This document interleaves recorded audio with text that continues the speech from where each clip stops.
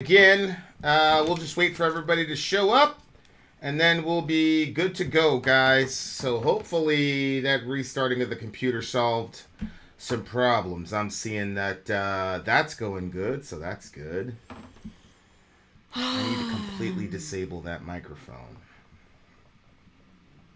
So as soon as the birthday boy shows up, we will be ready to rock and roll. Birthday? Is it his birthday?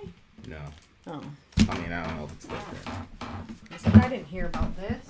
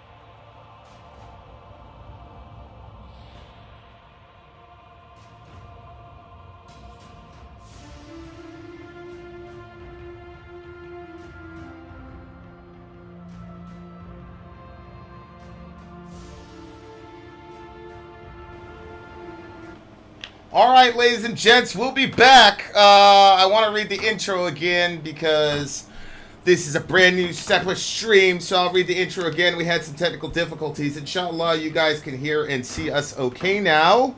Type 22 if you can hear and see us, no problemo. A total and complete yes stream tonight for the big homie Nick. Emily in the house. Lisa in the house. Where's Amy? I don't want to start until Amy comes back. Okay, here it is, guys. Here is. Hopefully, when I get done reading this, Amy will be back. Okay, here it is. Yes, no disgrace. For this stream, I thought I'd take you guys on a deep dive into a band that you guys have reacted to a few times before.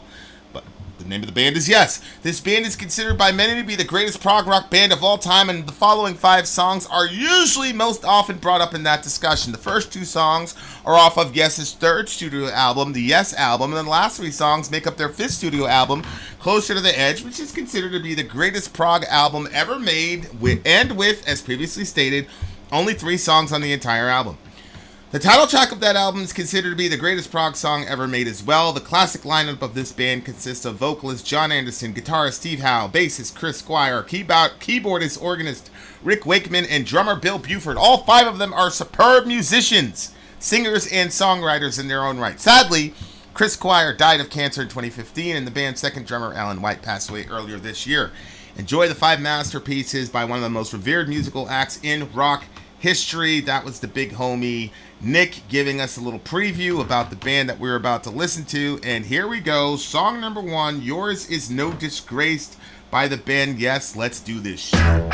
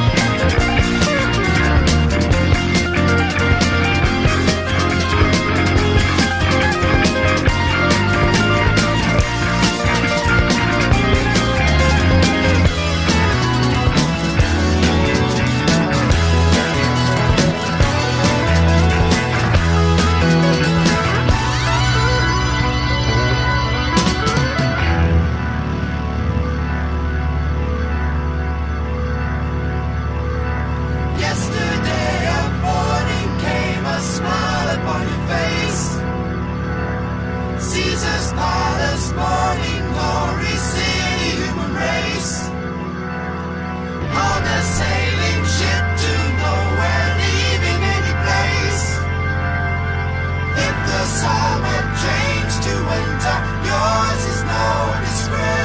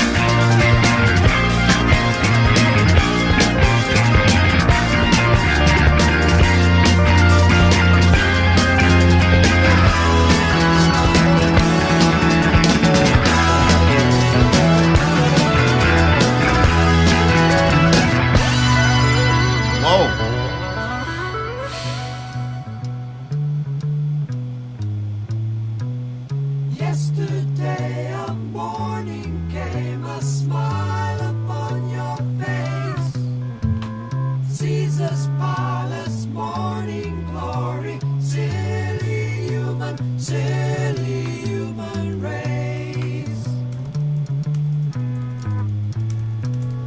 On a sailing ship to nowhere, leaving any place.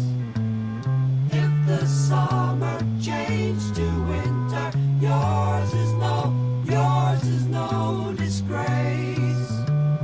Yours is no disgrace. Yours is no disgrace.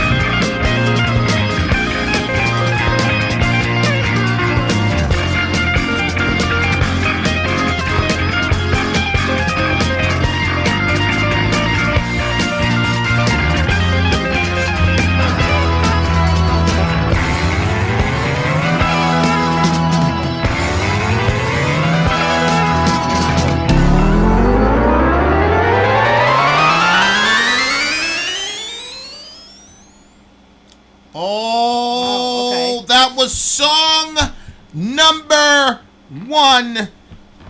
As Ramsey says, these changes from melody and vocals to just an explosion of the sound is the best. Yeah, man, these guys, Space Delver, I understand, bro. You're a metalhead. You want the chug-a-lug-a-lug-a-lug stuff immediately. My brother, we've got literally over 2,000 videos. The vast majority of which are bang, bang, bang, I hate my life. Just click on one of those and pretend that we're live. If you want to see like hardcore metal, go for it. But the design of this particular evening structure is so that we can get access to music that is not, standard on reaction channels, so that we can get a broader palette of music. So, yeah. I understand, I get it, I hear you, but this is where we're at, and I love it. I love it.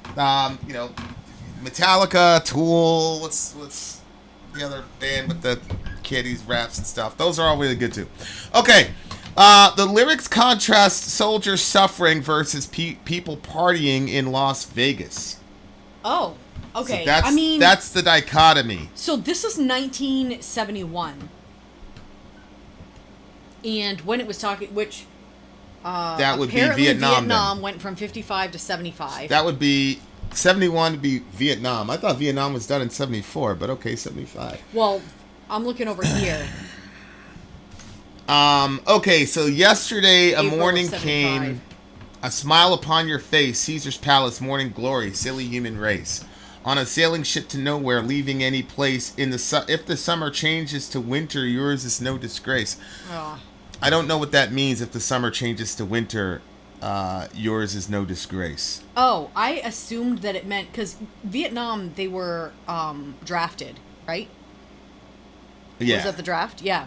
And so when it said, if summer changed to winter, yours is no disgrace, I just took that as, like, if this whole endeavor that we're going on... Hold on for a second. Hey, is everything okay? Nope, I'm working right now. Nope, I called you when you were working, you call me when I'm working. I love you. Bye. Okay, go ahead.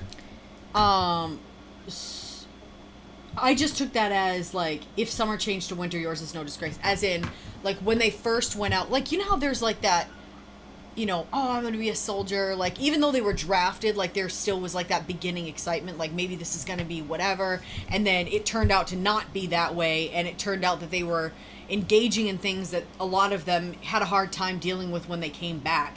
So I thought when it said, if summer changed to winter... yours is no disgrace. It just meant that if this whole thing kind of goes south and you're experiencing it differently than you thought, it's not like it's not to your disgrace, like because they were like dishonored when they came back and stuff. I thought this was just like the band's way of saying like it wasn't your fault. You know what I mean? Like those people, they were drafted, they kind of went, and if it changes, it's not your disgrace. He It's on the says, people who sent you. battleships confide in me and tell me where you are. Shining, flying, purple wolfhound, show me where you are. Lost in summer, morning, winter, travel very far. Lost in musing circumstances, that's just where you are. Death-defying, mutilated armies scatter the earth. Crawling out of dirty holes, their morals disappear. Which, I mean... I didn't see the party part. Huh? Because somebody was saying that it contrasts like those that are in the war and those that are partying. Well, he's talking about Caesar's Palace, which is where people party. It's in Las Vegas. It's a party place. So he mentioned Caesar's Palace right there. That's what people do at Caesar's Palace is they party. It's a big fun thing. Know what that was. Meanwhile, you got these 18 and 19-year-old kids getting shipped off to nowhere. So that makes a lot of sense, like that contrast. But I talk about that a lot. When people talk about Nazi Germany and how everybody judges that entire country and that entire time period of people, when in reality if you're an American, you know that our country's been beating the shit out of people for the last 20 years. And for the most part, most of us just go through life unaffected. So we're kind of, it's still relevant today because, you know, America itself is Caesar's palace. I know people, you know, the economy and all this and that, but the vast majority of people in America have never really been in a third world country, so they don't get it. You know, Americans are traumatized if the light goes off or whatever. For the most people on the planet, that's just a regular day, and they don't feel sorry for themselves about it. Yeah. I took a visit to Jamaica one time, and there was, you know, we were out in the country is what we used to call it. And there was nothing. There was no electricity. You know what I'm saying? It was just, you went out, played all day. When it got dark, it got dark. You know, there was candles and all types of shit. You know, there was I think it was a kerosene lamp. But really? Yeah. And, you know, it was fine. Nobody... So my point is like the basic standard of living that you're used to in America it is Caesar's palace, while the rest of the world is suffering, and a lot of it is under our boot. So the context here is like, oh, you got people partying while there's these kids getting shipped off to other countries to fight for shit they don't even believe in, which that kind of irony is crazy, but the contrast is still there because we're still partying here while, number one, you got people all over the world from our country that are going to places they don't want to go, but also the suffering of the people that are there based on what we've done. Like it's a fascinating song to look at. Battleships confide in me and tell me what you are. That's a good line because, you know, that's like literally like top secret information where the battleships are. So it's saying battleships confide in me and tell me where you are, which is kind of an interesting dichotomy because, I mean, everybody experiences that at some degree, like the need for secrecy. So I was just listening to this guy. He was in Kuwait and they were rolling up to go into Iraq. And the way that his girl found out about it was on the news, because obviously that's not something you can say. You know, by that time, after a workup and everything, like, you can't even talk to your family anyway. It's time to go. But so that itself is a very interesting. I don't know if interesting is a word. So what happened? But when she found out that way? Yeah, she found out on TV, just like everybody else. But I do think it creates a certain, like, if you have all these significant moments in your life, which when people go to war, like, anything you see there are going to be the most significant moments in your life. Ugh. But there's a whole, like, part of you that you cannot talk about. You know what I'm saying? Because you're about to go into it. So, like, the battleships confide in me line was pretty crazy because I was like, damn, like, dudes are, like, that shit is real. You know what I'm saying? Because, like, at some level, you're going through these incredible experiences, but you don't. And then obviously when dudes get home, you ain't trying to talk about that shit, bro. Like, yo, I just shot this dude in front of his son. Like, you're not gonna have that conversation. So that, like, that's a crazy line. That's a crazy line to me. Battleships confide in me because it's personifying. Is he asking them to confide in him so then he can stay safe if he knows where the battleships are? I don't think so.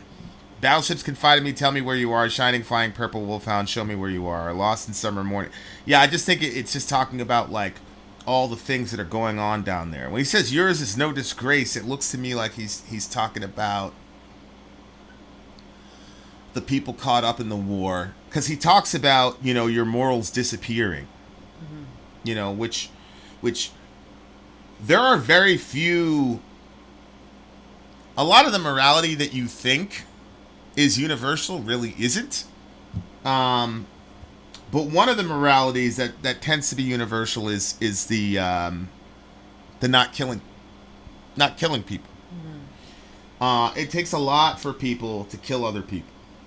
So when it talks about your morals disappearing, even if you're not, like, obviously as a Christian, there's a lot of thought about morality and things like that, because the whole premise of the religion is that because we're unable to meet certain moral criteria, God has to come and save us from ourselves, our own self-inflicted consequences, and the wrath of God itself. But most people, even if you're not thinking about morality, most people, like, in their minds, like, that's the hard stop, killing another human being. So when you jump out of the hole and says your morality disappears,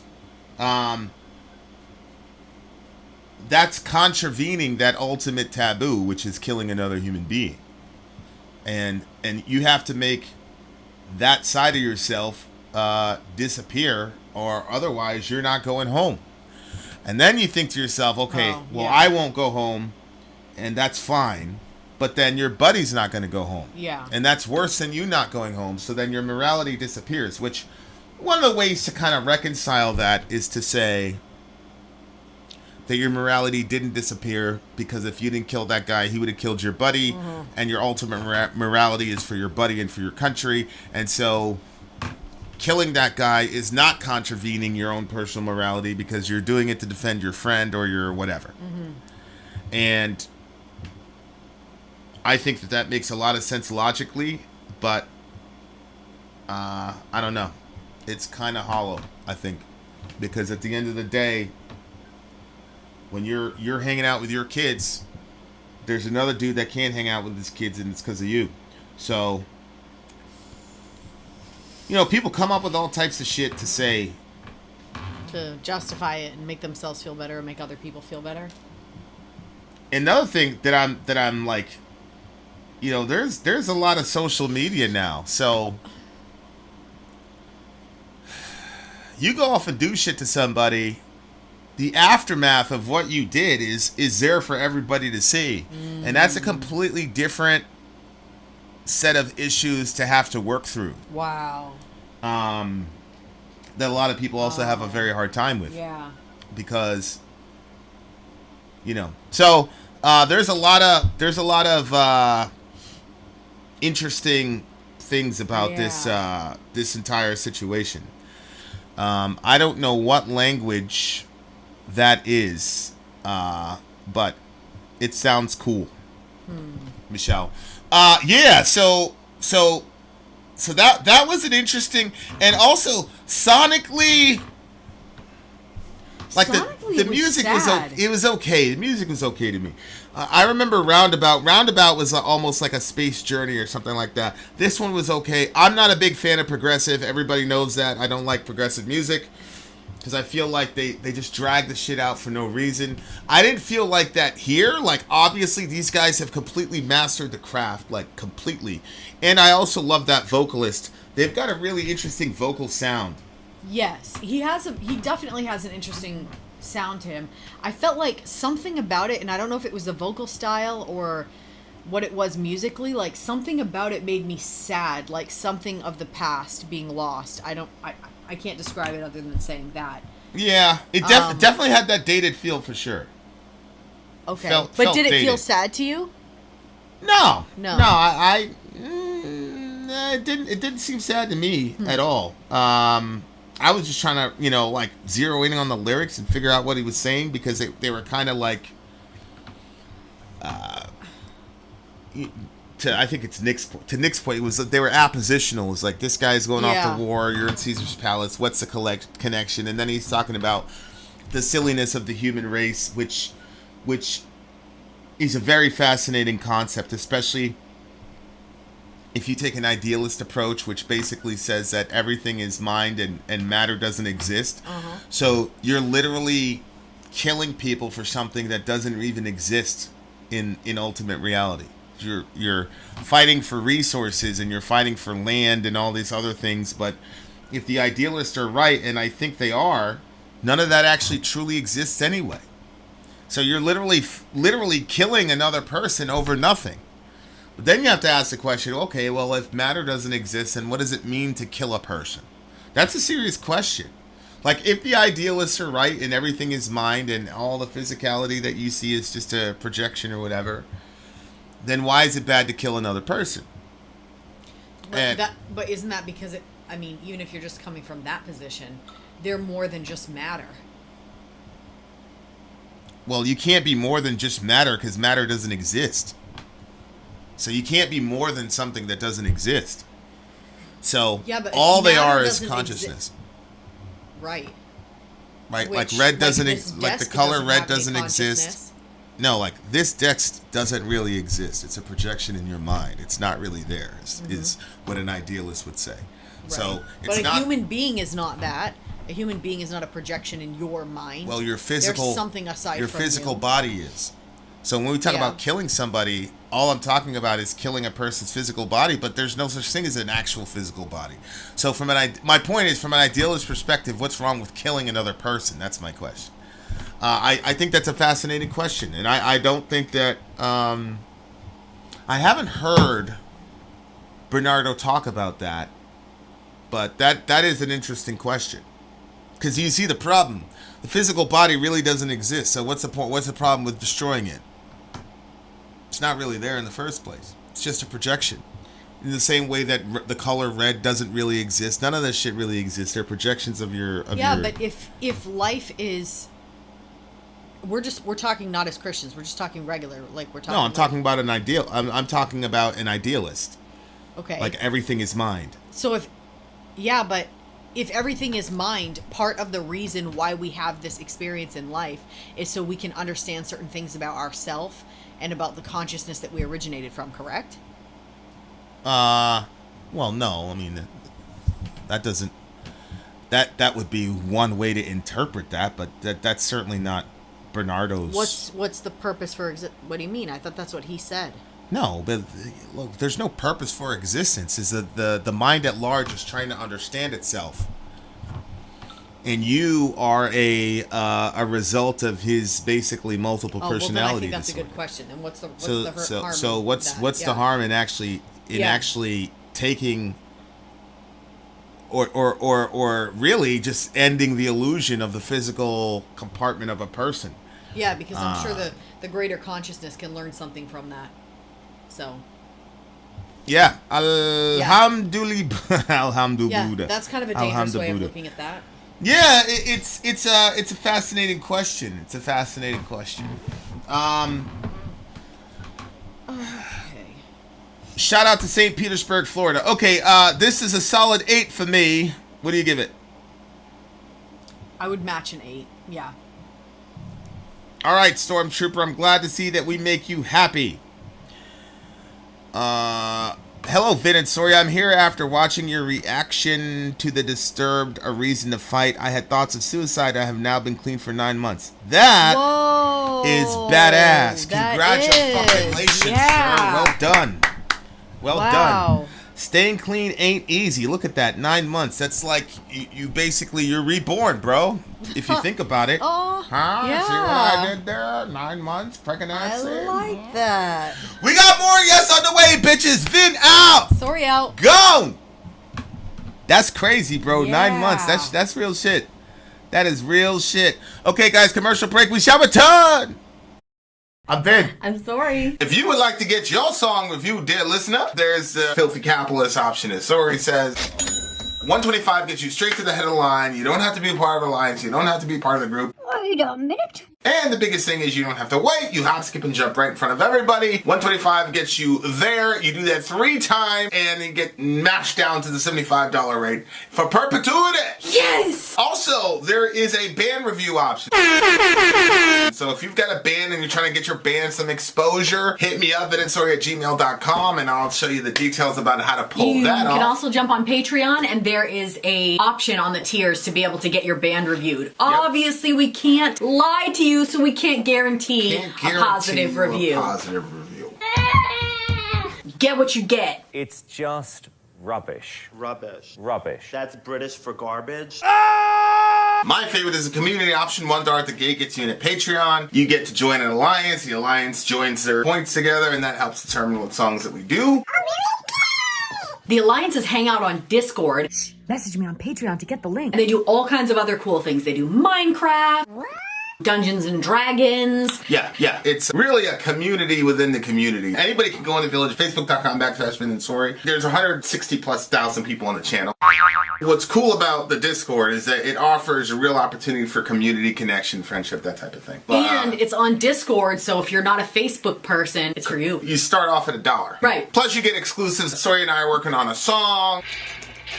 So the first 15 seconds of that was on Patreon. Also, at $15 tier and above, when we actually debut the video, they're going to be there live with us. There you are, dear listener. Buy buy our merch indeed, and a child shall lead them. To buy our merch, just waiting on Vinny to arrive.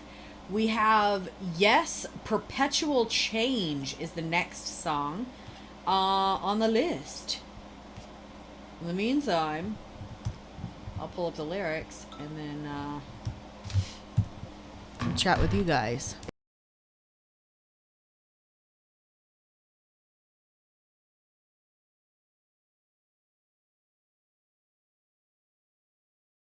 The crazy things about doing this YouTube channel is like you shoot videos and you shoot them one time and then they go up online and they can be viewed hundreds, thousands of times.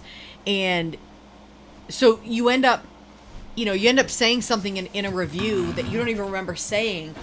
But then it ends up helping somebody somewhere, someplace. And it's like, it's just crazy to see like something that you did once just kind of take off and be able to still help people even when you're not like still currently doing it. Like we're obviously not shooting that video still.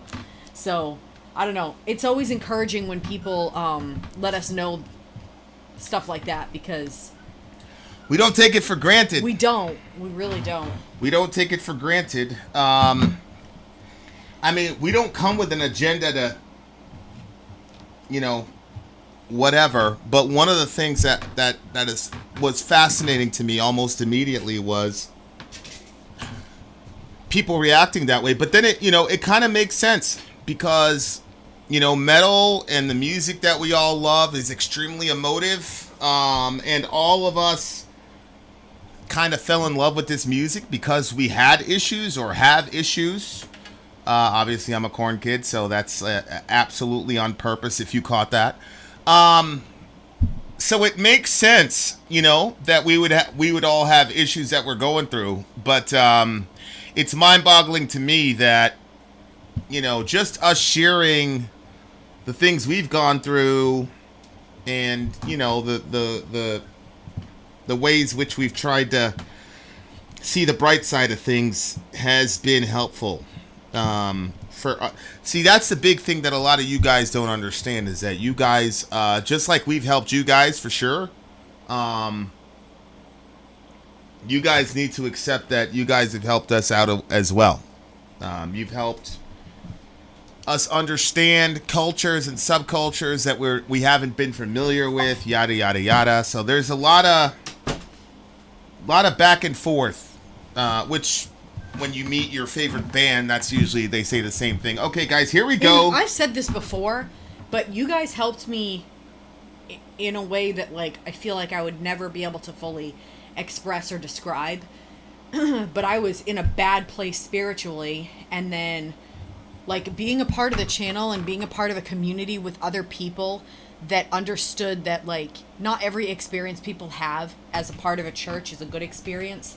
And sometimes it can be really painful, but then kind of like being able to see that there are different ways to experience spirituality. And like a lot of the songs people would be like at the beginning, stop talking about your God, but like the lyrics brought us there. So it was just cool to see that there are different ways to experience and express spirituality and to journey. Like there are different ways to pray. Like some of the lyrics have been like just straight prayers, but most Christians would be like, that is unacceptable because of the way that it was packaged or what it sounded like. But anyway, so thank you to you guys. Like it. One day you guys will understand how important you were to us for sure. Yeah. For sure. All right, guys. All right, Perpetual Change. Perpetual Change by the band. Yes, let's go! Hey, Zombie Holic, 4 days till surgery. Remind me so we can pray for you. All right, here we go. Yes.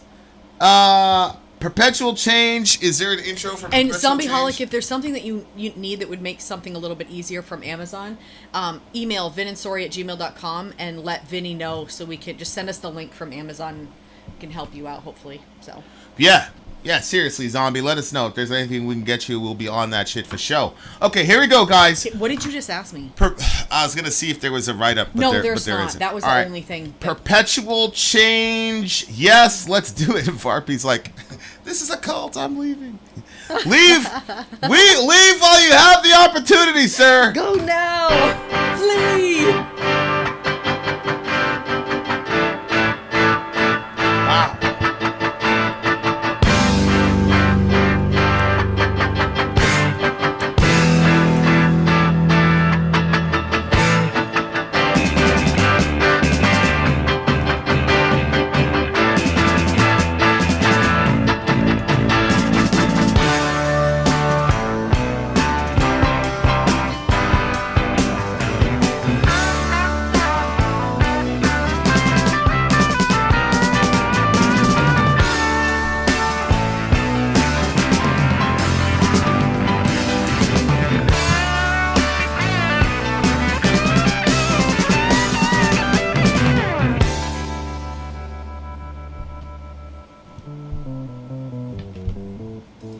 I see the cold mist in the night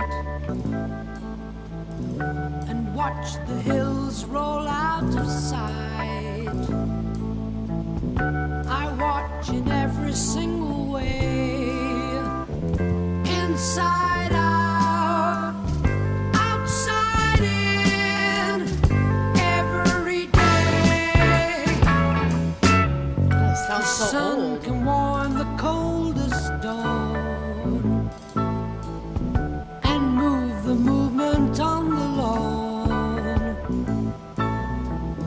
I learn in every single day, inside out, outside in, everywhere.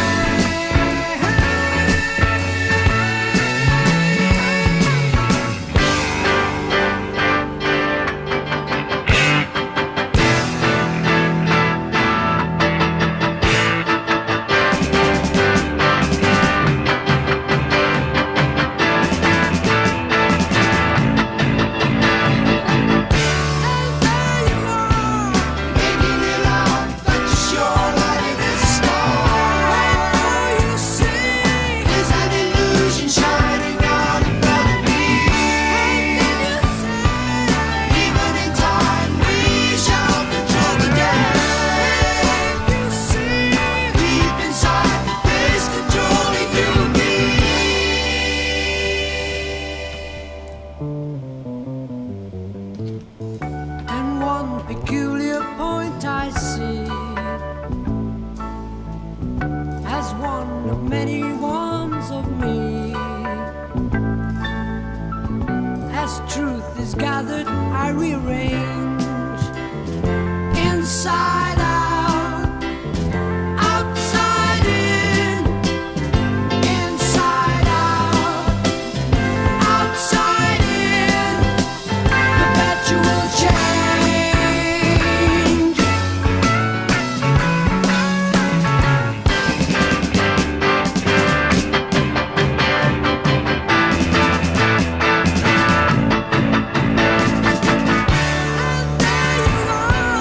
Saying we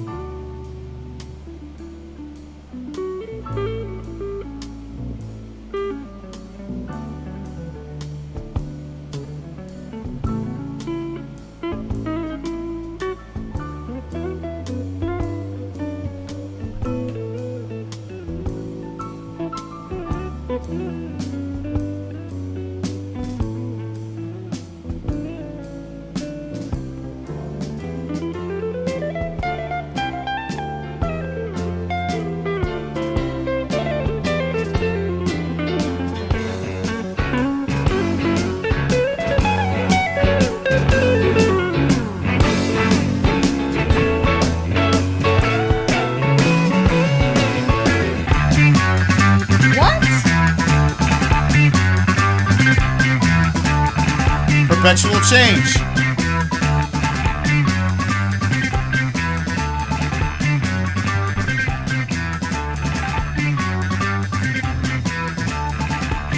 Just go from right to left. See your left ear now?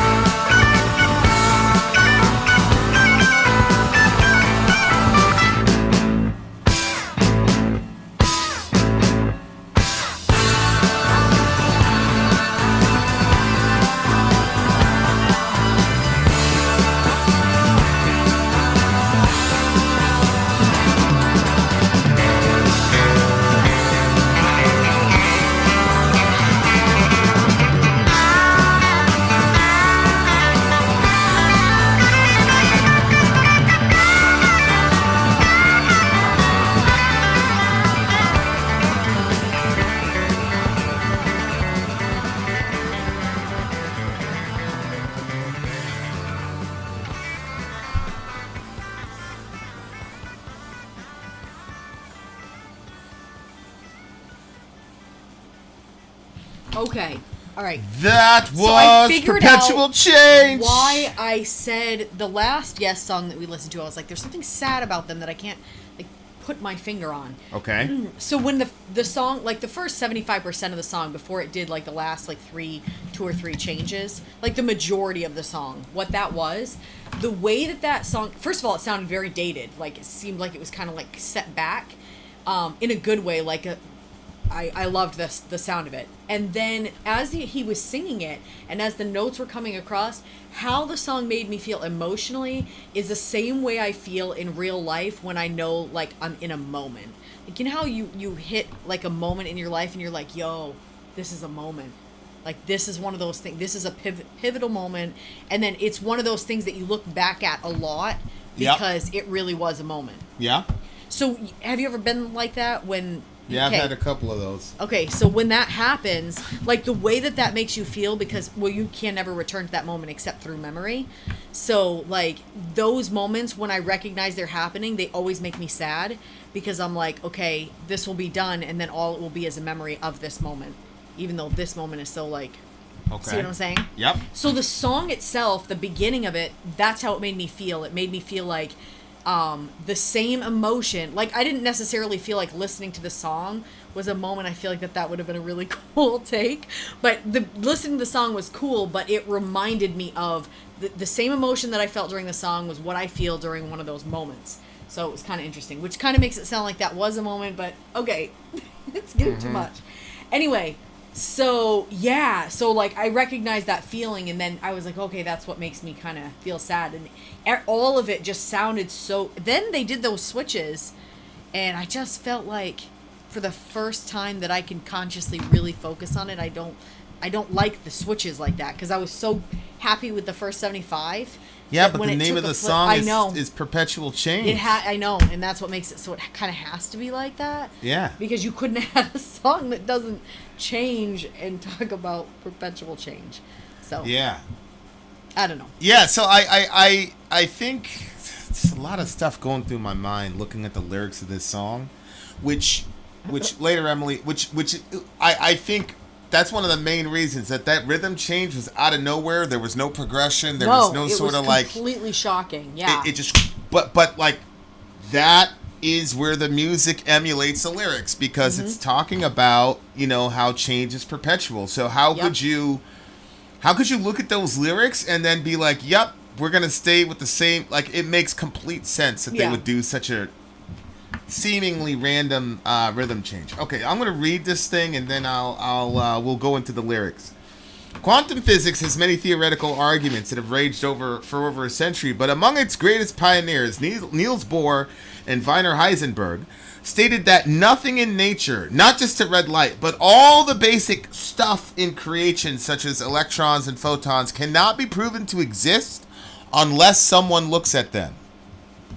So that was that's an interesting take, because if you say, it's like saying, whenever I walk into a room, the red light is on, and so a person says, well, yeah, the red light is always on. You go, well, how could you test that? How could you test if the red light was always on? Well, the only way to test if the red light was always on is to look at it. But then if you look at it, what they're saying is your looking creates the light itself. Then it's not as crazy that kids cover their heads when they're scared. Right, because maybe they figured it out. That's a very fascinating. That is so fascinating that you said that. Wow. I'm going to have to think about that for a long time.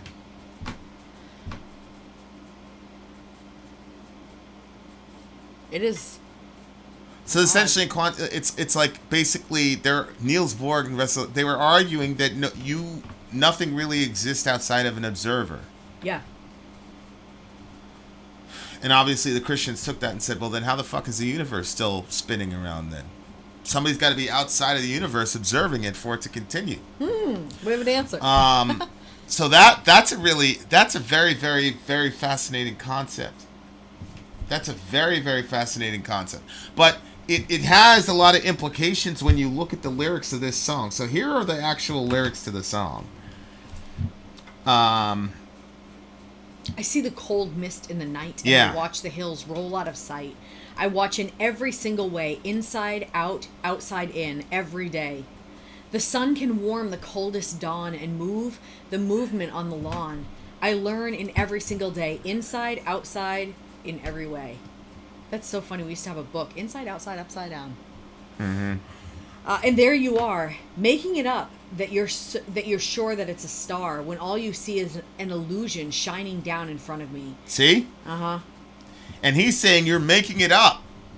So there's a lot of ways you could look at that. You could say you're making it up in the sense that you don't really know what you're looking at, and you know that you don't know what you're looking at, but you're saying something because you don't want to leave it. Like we have those arguments. I'm like, where'd you get that from? You just made that up. So I'm like, so when he says like you're making it up, I was like, oh, okay, that's what he's talking about. But then I was like, yeah, but if I went like the quantum route, then it would literally be true that you're literally making it up as you observe it, which is a really mind-boggling concept to me, that there are people who are trained in actual science that are saying this and believe this. I know. It's truly an insane concept to me. Yeah, that's a real thing. As like coming from a Christian standpoint, wouldn't that destroy that? Because God is always watching everything. Therefore, everything is always being observed. So it doesn't need me to look at it for it to happen. It's already happening. Right, God's looking at the moon. Right, so the moon is there whether you're looking at it or not. So then doesn't that destroy the whole? No, because it still says that I'm the talking moon. about that experiment specifically that they did. It was not being observed, and then when it was, it started doing the thing. Mm-hmm. But it was already being observed by God before that. Oh yeah, I see what you're saying. So then, what's the effect of the observer? Yeah, that's really fascinating. There's just so many questions relative to quantum physics that has a lot of implications for everything. So he says you're making up as you're going along, and then that was a crazy line. That's why I found this quote about the whole Einstein situation. He once walked back from the Institute for Advanced Study in Princeton with the late Abraham Peiss. The moon was out, and Einstein asked Peiss, "Do you really believe the moon is out there when you're not looking at it?" So there are literally people, very intelligent people, that's what they believe. I've mentioned Don Hoffman a couple times, mentioned Bernardo Castro a couple times. Like, it's mind-boggling to me that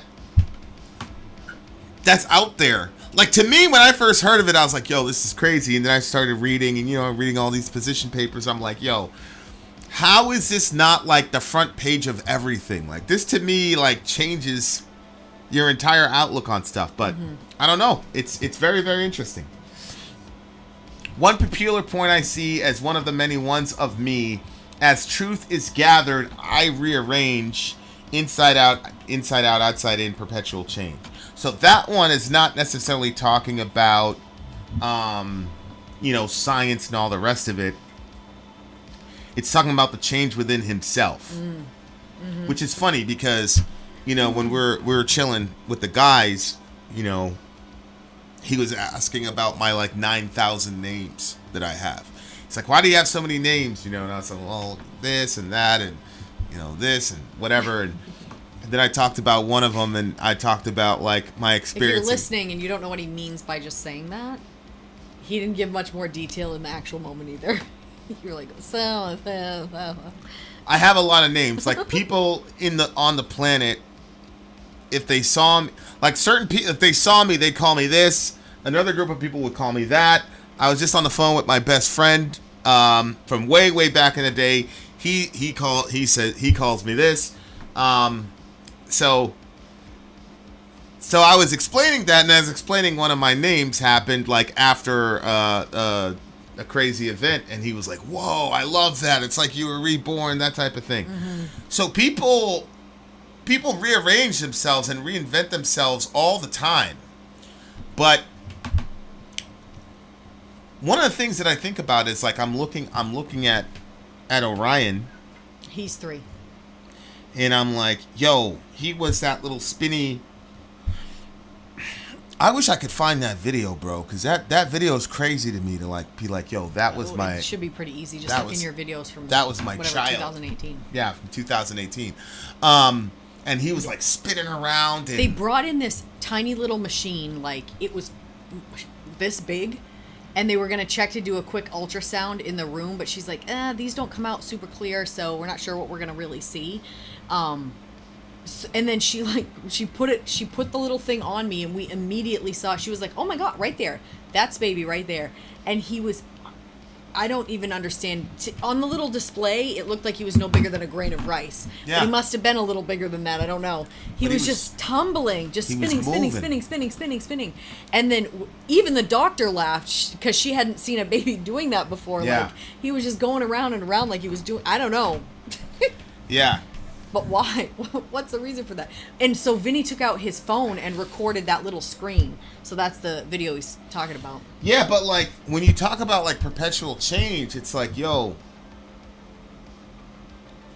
that's the whole concept in philosophy that people are trying to unify. Like, on the one hand, that kid in that bed right now looks nothing like what I saw on that, but like he's still the same being. Yeah.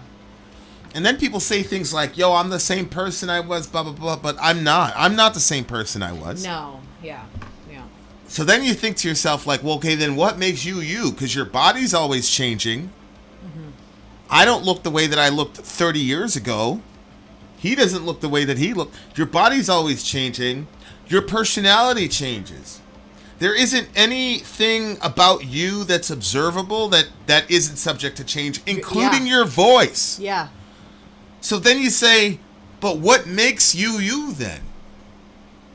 What is it about you that makes you you as distinct from somebody else if every observable aspect of who you are and what you are changes? That's a fascinating question. Now, obviously, having this third category, spirituality, you then say, yeah, because all of these things are things in this dimension or whatever. The true self is in your true self is your spirit, and that's what makes you you, and that's not subject to change relative because it's not bound by the physical laws of the universe. Whereas your personality, even though it's a metaphysical concept, your personality is influenced by the things that go on in the material world. So, for example, you could say Susie's a nice person. She has a nice personality. But if she has a migraine headache, she might be not as nice. Or if she has PMS, she might not be as nice. Right? Because that's a physical thing in the world that's affecting her metaphysical personality. So what I would say is, the first time I'm thinking out loud, your spirit is something that is not affected at all by any of those things, and that is the thing about you that makes you you. That's the thing about you that's constant. What? No, you just said your spirit is not affected by those things? Yeah, I don't think it is. It's not. Like, you cannot change a spirit based on physical issues. I think you're wrong. Think of somebody that experiences suffering. There was that pastor, he used to get gout, and he said that it affected his... Spurgeon. Didn't he say that specifically, that it affected his... I mean, look at somebody who has a physical ailment for extended periods of time, and they become bitter and angry spiritually. I'll modify it, but the difference is it doesn't permanently change it, whereas in this, your personality can be permanently changed. It will be permanently changed. Are you saying the nature of your spirit? Is that what you're saying? All I'm saying is the part of you that you say is you, that you're carrying on from the moment you were conceived till the moment that you die. When you say, I am me, what I'm saying is, what does that mean? Because the physical aspect of you is constantly changing. The psychological aspect of you is constantly changing. The emotional, all of these things are in flux. And if you look at point A versus point Z, many times they're unrecognizable. So that's the thing. It's like, okay, so then what is it about a person that makes them was what I'm exploring. Yeah. And what I'm saying is that I think what we call the spirit is that, because while the spirit can be affected, it doesn't get permanently changed by anything in the physical world. And why do you need that? Why do you need something that doesn't change to be who you are? Because how are you saying that you are an individuated person when everything about your being is in constant flux and is not recognizable when you put one to the other? So how are you? What about you is the same? Like, are you the same person are you the same being you were when you were 5 years old? Well, yes. I say yes, you're the same being. Like, you are going to change. Aspects of you are going to change. I mean, that's, I think, why we even have the concept of the inner child, is because you are still that person.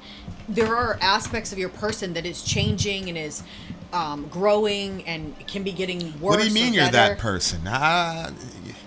If I were to say you're acting like a 5-year-old, you'd be insulted. You wouldn't say, yes, I'm a 5-year-old. No, but if you said... If you see a picture of yourself at 5 and you say, that's you, that is you. Why are you saying that though? What about it is you? You don't look Oh, like no, that no. person. You don't act like that person. You don't Internally- talk like that person. Yeah, don't but sound you like... were there with all those experiencing. What That is of you. you was there? Oh, something. I don't know. Something. That's what I'm internal, saying. Yeah. Like, you're asking what is that? You Oh, ask okay, you're yeah. at, when you're saying like, why do you need a constant? That's why, because otherwise, how do you individuate personalities from one another? Well, I think maybe it's the part of you that.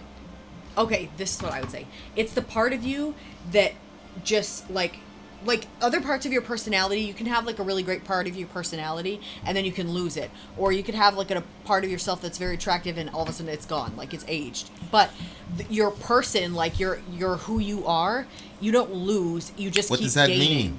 You just keep gaining in that area. No, I've lost a lot of things. Like, for example, no, you're complete. When people say I've lost my innocence, there are things that you lose that you never get back. They're not just Yes, changing, no, like they right, actually and that's go away. not your person. What you can lose is Okay, not so- your person. so what is your I think person? that your person is what you get from all of your experiences, and that thing just keeps So if growing. another being had the exact same experiences as you, then they'd be the exact same person as you. No. Okay, so then what is it about you that individuates yourself from the other person who's having the exact same Yeah. experience? Okay. See what I'm saying? It's got to Yeah, it's it's got gotta to be something more than transcend. that. Yeah. It's got to transcend the 4 dimensions that we're in, which Yeah. is why I'm just dumping it into the spirit category. Yeah. Because that I think it is an aspect of ourself that's actually outside of this this segment of reality, we'll call it that. So like, for example, like if you're playing a virtual reality headset, right? Like Yeah. the world that you're inhabiting is not the real world. The real you is outside of that world. Yes. So my theory right now is that there is all of us. There is a part of us that's outside of this world, but for God's purposes, we don't know that. We can only get there by logical deduction and say, hey, wait a second, none of this shit is actually real. And we've kind of woke, it's kind of like AI waking up to itself. But I think for God's purposes, the entire reason that we're here is specifically to learn something about ourselves and God. And so if we had the awareness that we're actually outside of this reality, it would completely undo the point of the project in the first place. That's Yep. that's as far as I've come to figuring this stuff out. At what point are you necessarily going to be different? It's one of those questions of philosophy that can't easily be answered. Yeah, and I think that Philo was dealing with the logos. Like, how do you never cross the same river twice. So that's an interesting angle. But then you have this kind of logos principle that keeps everything together, even though it's constantly in flux. So whatever that mystery was, Philo just dumped it into the concept of the logos. So the logos is keeping everything together, which obviously, the Christian said, "Thank you very much. We'll take that." So yeah. Anyway, this is a brilliant song, which I thoroughly enjoyed. I liked the rhythm changes. The rhythm changes made a lot of sense to me. They were very abrupt, but that's the entire point of the song, is that change happens that way. So this song is getting a 9.3 for me. So I would give the beginning, the first 75% of it, just on that, I would give it a 9.2. And then I did not like the changes in there, at all. Like, I would have brought that down to like a friggin' 5 or a 6. But when you put the context behind it of what it means, then you can't do that, because it actually fits very well. So I will give this song a solid 9. All right, and then we had Perkinos there. This is why Aristotelian categories are helpful. Your substance is the you. Your eye color, your hair, your skin color, your ability to laugh, even your cells, etc., are your accidents. Okay, but how does Aristotle define substance, though? Is Aristotle using substance the way that I use spirit, which is basically a catch-all for, existence outside of the, 4th dimension? How does he deal with substance? I'd like to know. Okay, we've got more songs on the way. Song number 3 coming up, dear listener. We are in the midst of the Yes Marathon by the big homie DJ Nick. We shall see you on the other side of the break. Time to pay bills, bitches. I'm Vin. I'm Sori. If you would like to get your song reviewed, dear listener, there's the filthy capitalist option. As Sori says, 125 gets you straight to the head of the line. You don't have to be a part of the alliance. You don't have to be part of the group. Wait a minute. And the biggest thing is you don't have to wait. You hop, skip, and jump right in front of everybody. 125 gets you there. You do that 3 times, and you get mashed down to the $75 rate for perpetuity. Yes! Also, there is a band review option. So if you've got a band and you're trying to get your band some exposure, hit me up at itsori@gmail.com, and I'll show you the details about how to pull You that off. can also jump on Patreon, and there is a option on the tiers to be able to get your band reviewed. Obviously, we can't lie to you, so we can't guarantee, Can't a guarantee positive you review. A positive review. Get what you get. It's just rubbish. Rubbish. Rubbish. That's British for garbage. My favorite is a community option. $1 at the gate gets you in a Patreon. You get to join an alliance. The alliance joins their points together, and that helps determine what songs that we do. The alliances hang out on Discord, Message me on Patreon to get the link. and they do all kinds of other cool things. They do Minecraft, Dungeons and Dragons. Yeah. It's really a community within the community. Anybody can go in the village, facebook.com/Vin and Sori. There's 160,000+ people on the channel. What's cool about the Discord is that it offers a real opportunity for community connection, friendship, that type of thing. And it's on Discord, so if you're not a Facebook person, it's for you. You start off at $1. Right. Plus you get exclusives. Sori and I are working on a song. So the first 15 seconds of that was on Patreon. Also, at $15 tier and above, when we actually debut the video, they're going to be there live with us. There you are, dear listener. Buy our merch.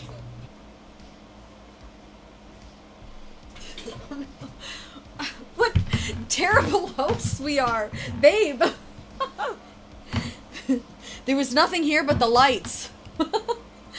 Okay, we are doing a Yes Marathon for the big homie DJ Nick. And Vinny will be back here soon. I can't wait for him to... I have a trash can out in the hallway. It smells horrid. Okay. Up next is Siberian khatru. But Vinny's not here, so I'll just hang out with you. Perk. Your nature as a human being, including your human soul, would be considered your substance. Yes, substance refers to the fundamental reality of a thing.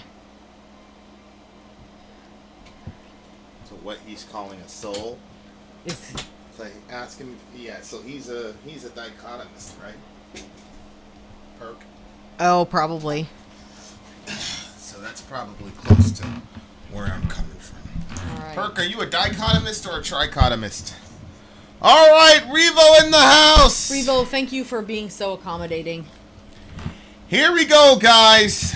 Song numero tres. Okay, how would you say this? Siberian khatru. There we go.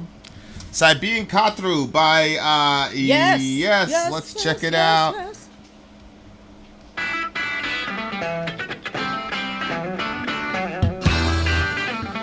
Whoa! I immediately feel good. Stay up to 840.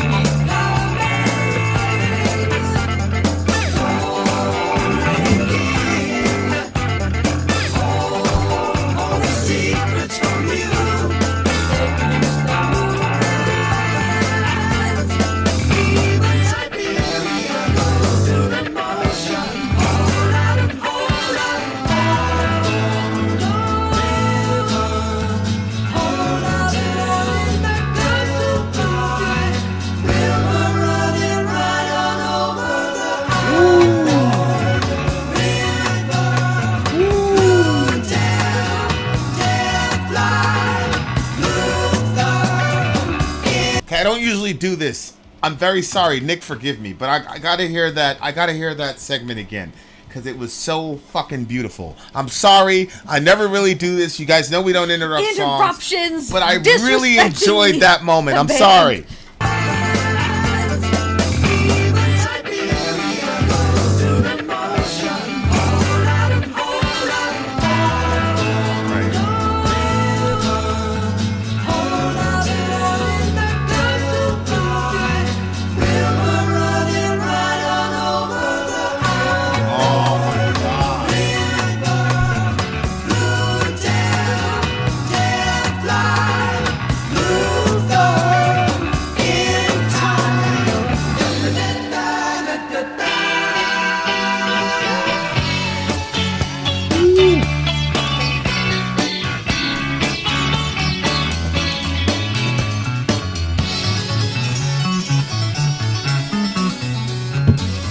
That's the fucking word, bro. Gorgeous. Wow.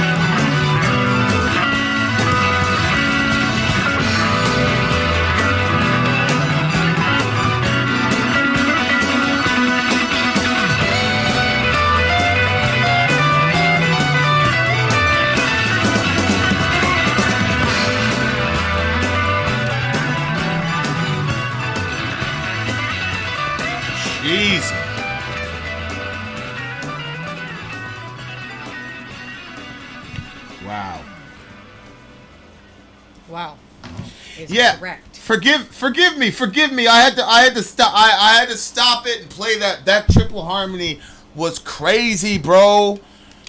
I don't hear anybody doing it. And it was crazy because I was like, this is our third song in a row, and this dude's voice is. I always think to myself, like, if I'm playing guitar, I'm like, damn, I wish I had that setting. Or like when I'm playing or whatever, and I hear something from like 2 months ago, I'm like, yo, that setting was perfect. So I think about this guy's voice and the production. Like, I know he's got a good voice and things like that, and everybody else had good, but there was a certain kind of like production style that set the like in the 70s music that Yes, I agree. like, yo, I wish we could bring that back. Like, even like little intervals, like not like the whole little time, pieces, but yeah. like it'd be crazy to have like a crazy metal blah blah blah blah blah, and then boom, like a little 30-second little, yeah. you know, I don't know, 8-bar little 30-second thing where it's like, yo, That would be I interesting. I just think like it's crazy to me, like the stuff that define these time periods, like 80s music, like that electronica sound, Yeah. you know, and then the 70s, like bring it back, bring some of that shit back. Like there's a couple bands like Perturbator, for example, that's just retro and has that 80s kind Yeah. of sound to it. Yeah. But negative vibes. Kind of funny to think that Vin's dreaded genre descended from something this good. I agree. I can't stand the genre of progressive, but these guys are different. Maybe the entire reason I don't like progressive is because everybody's trying to do a Yes impression. You see what I'm saying? Like, you're trying to do a Yes impression and you're not Yes, bro. No. You should name your band No and stop trying to stop copying people. That was a big compliment for the band. Yeah, like, I don't know. Khatru means as you wish in the Yemeni dialect of Arabic. Really? There you are. Shout out to all my Yemeni friends.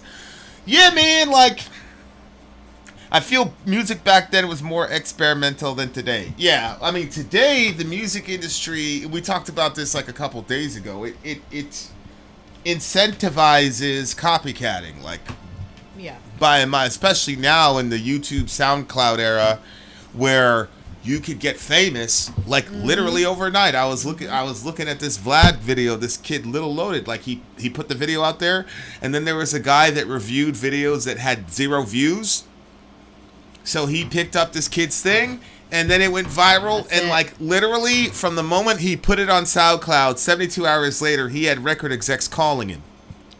Are you serious? Yeah, but it was all the typical drill shit. It wasn't any real, like, he's Wow. like, yo, I put that together in 3 minutes, and I believe him. It wasn't very complex. But my point is, like, you don't really see that happening a lot with metal, but you do No. see it a lot with rap. With rap, it's like every third person was a SoundCloud guy who got discovered. You know what I'm saying? And so it perpetuates this sort of like, just copy this and you just sound like this, because every record label that's wants their version of this and their version of that. You know what I'm saying? That's why King Von is so different, because he actually did all that shit. You can't replicate what he is, because half of the reason people are listening to him is because they already knew what he was doing in the streets. So guys like that are like 1 in a million, but you could just keep replicating everything now. Like, you look at I mean, no disrespect, but a lot of like, all you have to do is put in reaction channels for metal, and you'll see everybody's reviewing the same bands because the same bands are big. So if I was a kid, if I was 18 years old, I would just sit there, study that, and then just replicate anything those people are doing, and then, you know, we'd have you, and that'd be it. We'd be famous. You know, like, honestly, like, Yeah, that's crazy. so music like this is, I don't know, man, it's different now. You know what I'm saying? Like, music like this is, you got to actually love the music. You know, it's hard because they got big because they were doing something new. You know what I'm saying? At the time, and the time period was different. So they had especially around the late 60s, early 70s, everybody was young people who were consuming music were talking about being open-minded, looking at new things, looking into Eastern philosophy, that type of thing. So it kind of encouraged a sort of Pink Floyd or a band like this to like experiment and stuff, because everybody was like literally experimenting with psychedelics and everything. And so now, that's the other thing that's crazy to me, is like now people are not encouraged at all to experiment with any ideas. No. You know, like you can't even say certain things. You'll get banned on Twitter. Like, I didn't tell you. I was talking to M. Death Fan about this, but I mentioned something about the CDC, and they took down one of the videos, and they threatened to give us a copyright strike and suspend the channel for a week. Yeah, like, how far into the video did you say that? A community guideline strike. How far into the video did you say that? It was pretty deep into the video. It was like more... 20 minutes into the video. Okay. But my point is, like, wow. My point is, your surrounding culture influences what kind of music you're going to hear at the popular level. That's why it's called pop music. Like, your surrounding culture, and then the demands of the consumer is going to... So you're not going to see a band like Yes. You know, like, what would have to happen is an already established band would have to say, we're going to throw out what made us famous, and we're just going to completely I think Tool could go there. Like, Tool could do something completely un-Tool-like, and it would garner massive attention. Like, I would buy that record. If Tool said, if Tool came out with a song and it sounded nothing like Tool has ever done before, and then they said, here's $10 and you can get in there, like, and that was the only way you could get access to that music, I would absolutely pay that money. I would pay that money to hear Tool do something completely opposite to what Tool has done. I agree. You see what I'm saying? So like, there's not a lot of bands, in my opinion, that can do that now, like this band was able to. Like them, Floyd, they just had.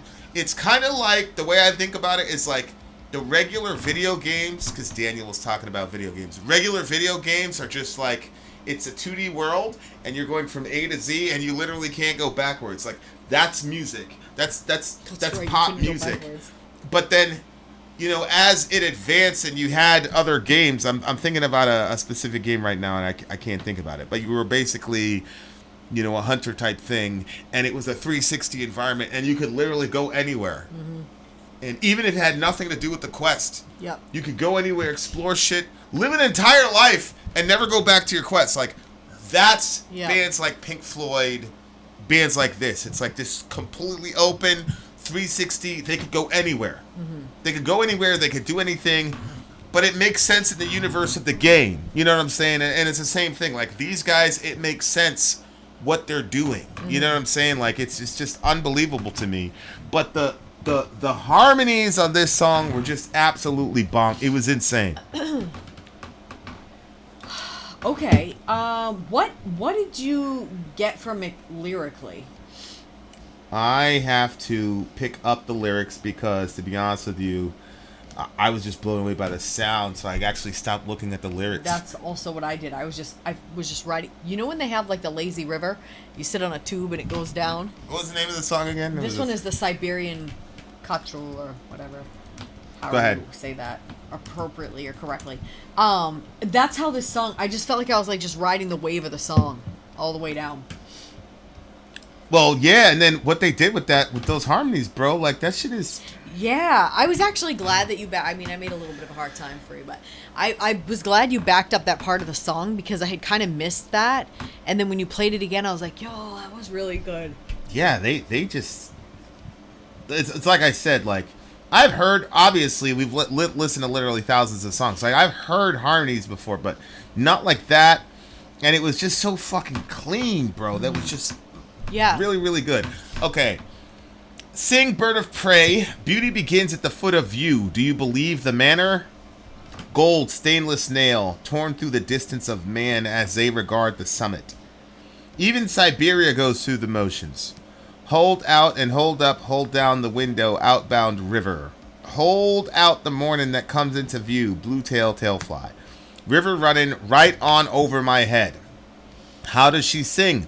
Who holds the ring? And the ring and you will find me coming. Cold, reigning king, hold all the secrets from you as they produce the movement. Even Siberia goes up the motions, etc., etc., etc. So what was your take on it? I don't have a take. Oh, I see. You don't have a take. I was waiting for Nick to give his take because he usually has. And I'm go ahead. honestly, I'm still confused by. Oh, look at the refrain. River running right over, then over my head. Outboard river, blue tail tie player. Luther in time. Sun tower asking. Cover, lover. June cast, moon fast. As one changes, heart gold lever.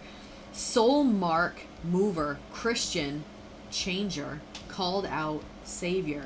Moongate climber. What is he doing? Turnaround glider. So there's one guy that's theorizing, look, the lyrics were just part of the sound. Like, it wasn't really there to be intelligible, like, cognitively. You were supposed to get it emotionally because it goes with the rest of the Oh, well, with the song. then, You see what I'm saying? yay for us, if that's what it was, because we both just wrote the song. People always say, yeah, right, that we did that properly then. Yeah. But I always feel like people say that when they can't understand stuff themselves. You see what I'm saying? I always feel like people are saying, oh, it's just, whatever. Well, Nick said unity among different cultures. Torn through the distance of man as they regard the summit. Even Siberia goes through the motions. Hold out and hold up. Hold down the window, outbound river.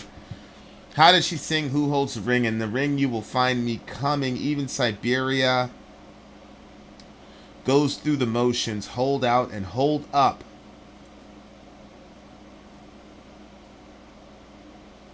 Blue tail. And then he says Luther. I know. I'm assuming he's talking about Martin Luther because it says That's Christian. what I assumed because it says was Christian, Christian changer, called out, savior, moongate climber. So you got a blue tail fly. That's a bird, right? Luther in time. Sun tower. What is a sun tower? I've never heard of a sun tower. Ooh, I don't know. Does anybody know what a sun tower is? I thought first of all, that's a badass. That's a badass. I like the word itself, sun tower. No. Wait, what? What'd you say? You know, like they used to have those. It would tell a time by casting the shadow. Okay, so it looks like sun towers are a hotel. What? Yeah, I put sun tower in there, and it's a laid back hotel in Fort Lauderdale. I doubt very highly he's talking about the Sun Tower Hotel. Yeah. Okay, so lyrically, I'm not really sure where he's going. I mean, there is a dolly doody dee da right there in that verse, so like that goes to the idea that it's just, to make a sound in itself. But the unity among the cultures thing might be the closest thing to it, in my opinion. Because he says even Siberia goes through the motions, and Siberia is, a very cold, So I've heard. Whatever. So it looks like he's saying like, even down there in this place, like there's something that like connects all of us. LV Looper says, lyrics were written to complement the music. His vocals as an instrument in and of itself, not to convey meaning. Wow, that makes a lot of sense. That makes a lot of sense, actually. So then, although I would say it's still conveying a meaning, just not. Yeah. From the cognitive mechanism of picking up the meaning isn't what they're going for. They're going for more the emotive kind of part of you that does that. I like stuff like this. This is kind of unique because, and the other thing too is, I don't know, sometimes I write like this, like it seems all abstract, but it is coming from a certain mood or feeling. Right. That might not be able to be understood lyrically. Right. But when I reread it, I'm like, yeah, I know what I was feeling. So yeah, that's really interesting. I'm gonna give this one. Revo has an interesting take. Sun Tower could be the tower of humanity going towards the sun, like going to the end of the dark tunnel. Very possible. This one, I'm gonna give this one a 9.3. This is a 9.8 to me because of that sound, bro. That sound was just crazy to me. It was really, really good. It's a 9.8 for me. Would you give it? I think I gave it a 9.3.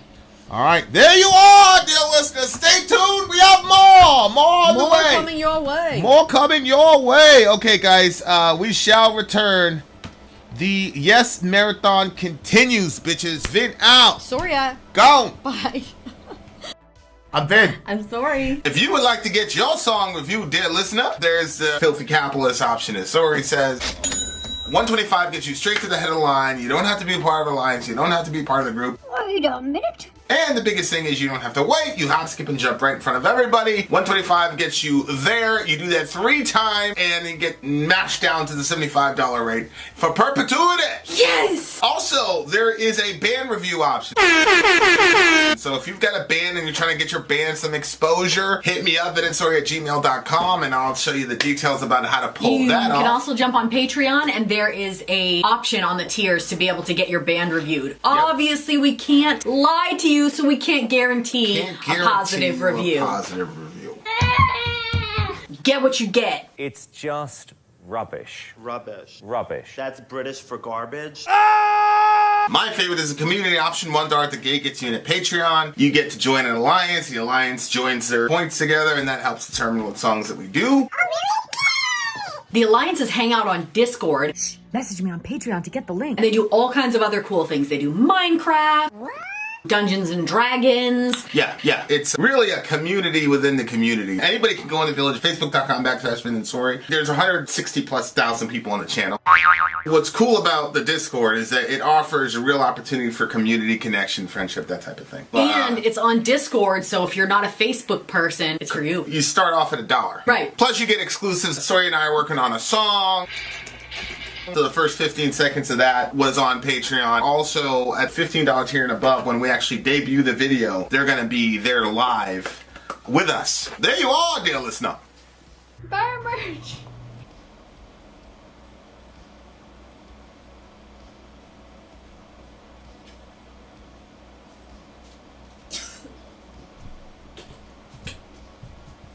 Vin just got a phone call. He will be here soon. Okay. Yes, and you and I is up next.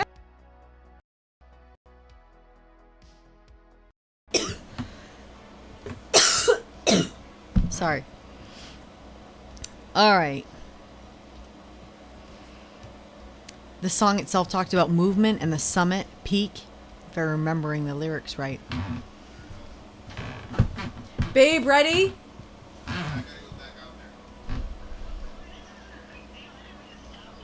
No, we're good.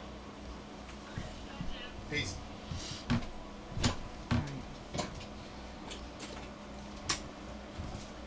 We're live. That was Becky. She's telling me about some prank they played on us. All right. Wait, we didn't even know we were being pranked. They like the empty chairs on the other side of the infomercial. All right, guys, here we go.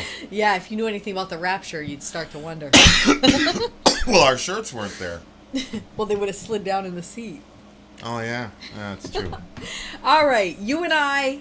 Oh, and You and I is up next by the band Yes for the big homie Nick. DJ Nick. All right, guys, check it out. You and I. Let's go.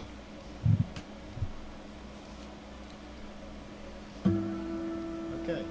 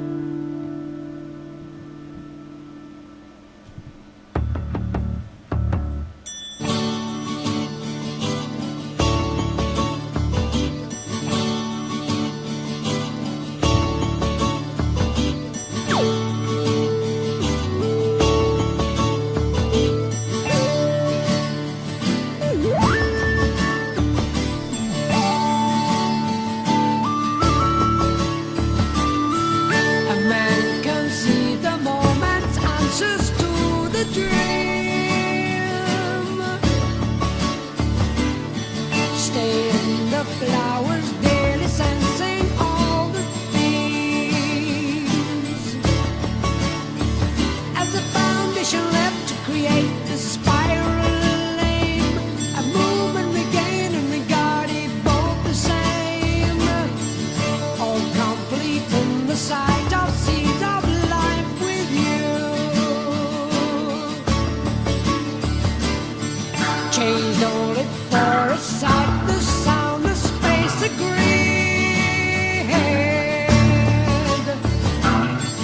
between the picture of time behind the face of me, coming quickly to terms of all expression laid, emotion revealed is the ocean made, all complete in the sight of seeds of life with you. Oh, come and take close, there is something that you know, we must walk with the cold heart, just another earth. We won't hide, we won't tell you what you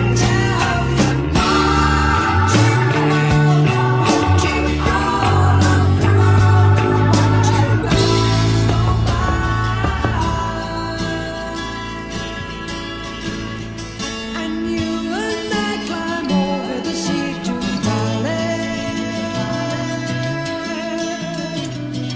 and you and I reach out for reasons to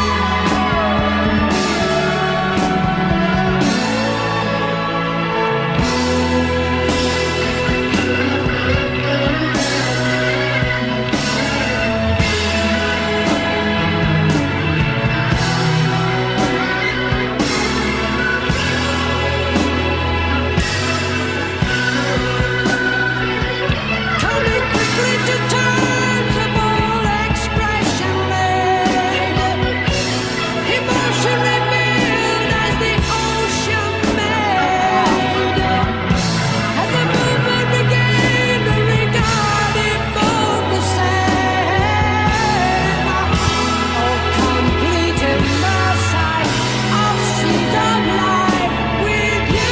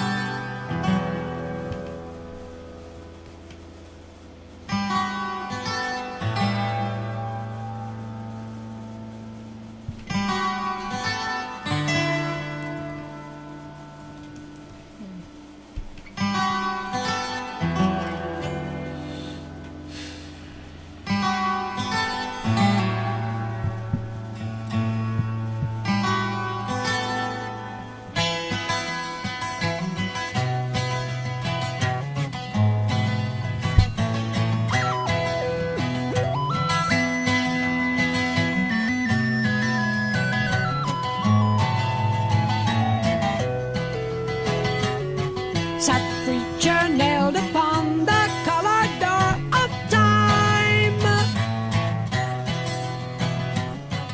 insane teacher be there reminded of the rhyme,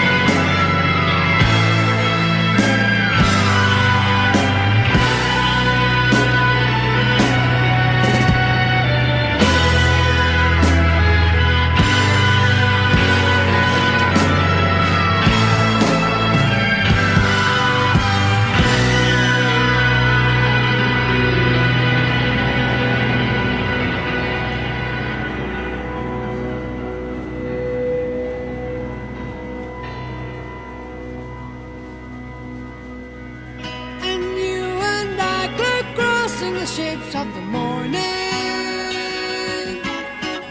and you and I reach over the sun for the river, and you and I glide clearer towards the movement, and you and I gold over valleys of endless sea.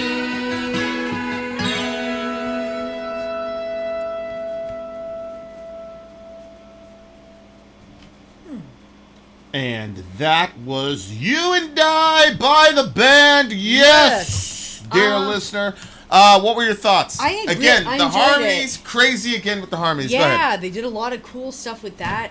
It just had like a sound that you really liked. And again, their overall sound that I keep hearing, you know, kind of spread throughout all these songs it's just got this sound to me that if you listen to this music at a certain phase of your life and then you move to another phase and then didn't listen to that music anymore, if you went back and listened to it, it would flood back a lot of memories. Yeah. I actually could see people getting real sad. Yep.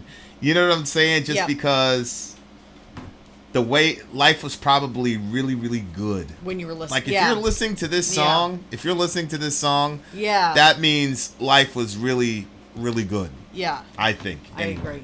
So yeah, that's like bygone times, all type of shit. Yeah. For sure. And for it was sure. interesting because like some of the lyrics, I was like, what are we talking about?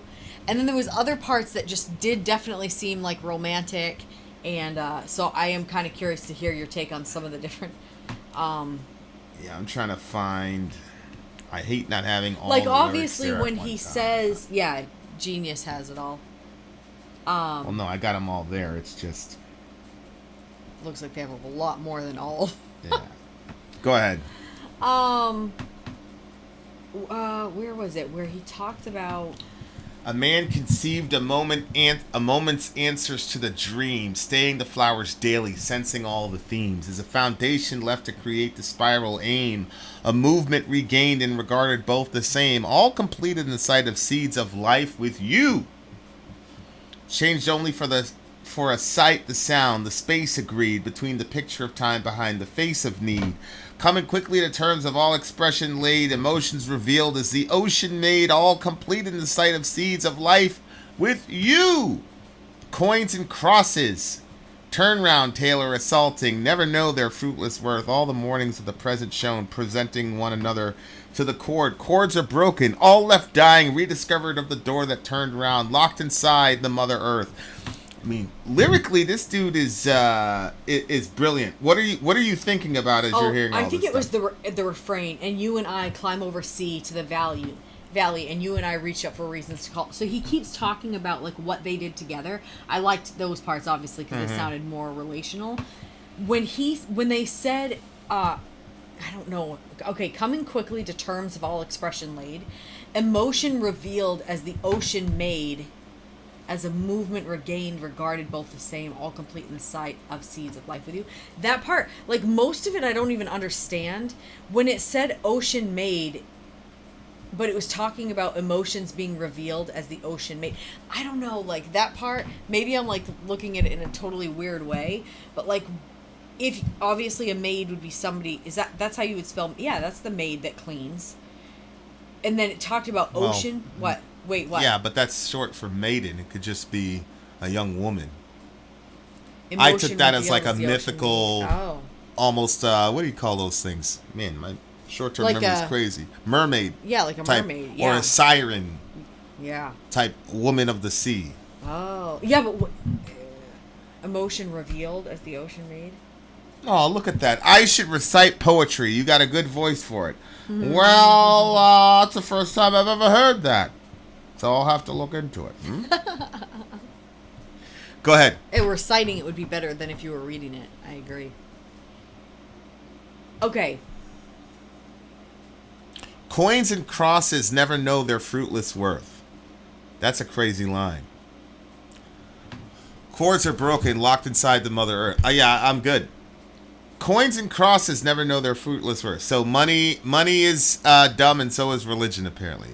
Money and religion are both dumb. Wow. Cords are broken, locked inside the Mother Earth. They won't hide. They won't tell you. Watching the world, watching all of the world, watch us go by. I think what he's saying is, and what's interesting is when I'm looking at the lyrics here, it's got one guy's called the preacher. Oh, really? It says part 3. So part Oh, 2 yeah, I says saw the eclipse, and preacher, then the part teacher. 3 it says a preacher, the teacher. Sad preacher nailed upon the colored door of time. Insane teacher, be there, remind me of the rhyme. There'll be no mutant enemy. We shall certify political ends as sad remains will die. Reach out as foretastes begin to enter you. I mean, these lines are just pretty crazy. They're just crazy. Reach out as foretastes begin to enter you. But that's a fascinating concept. If the song is a love song, then I think the point of the song is to say none of this shit matters except for the connection you have with that other person.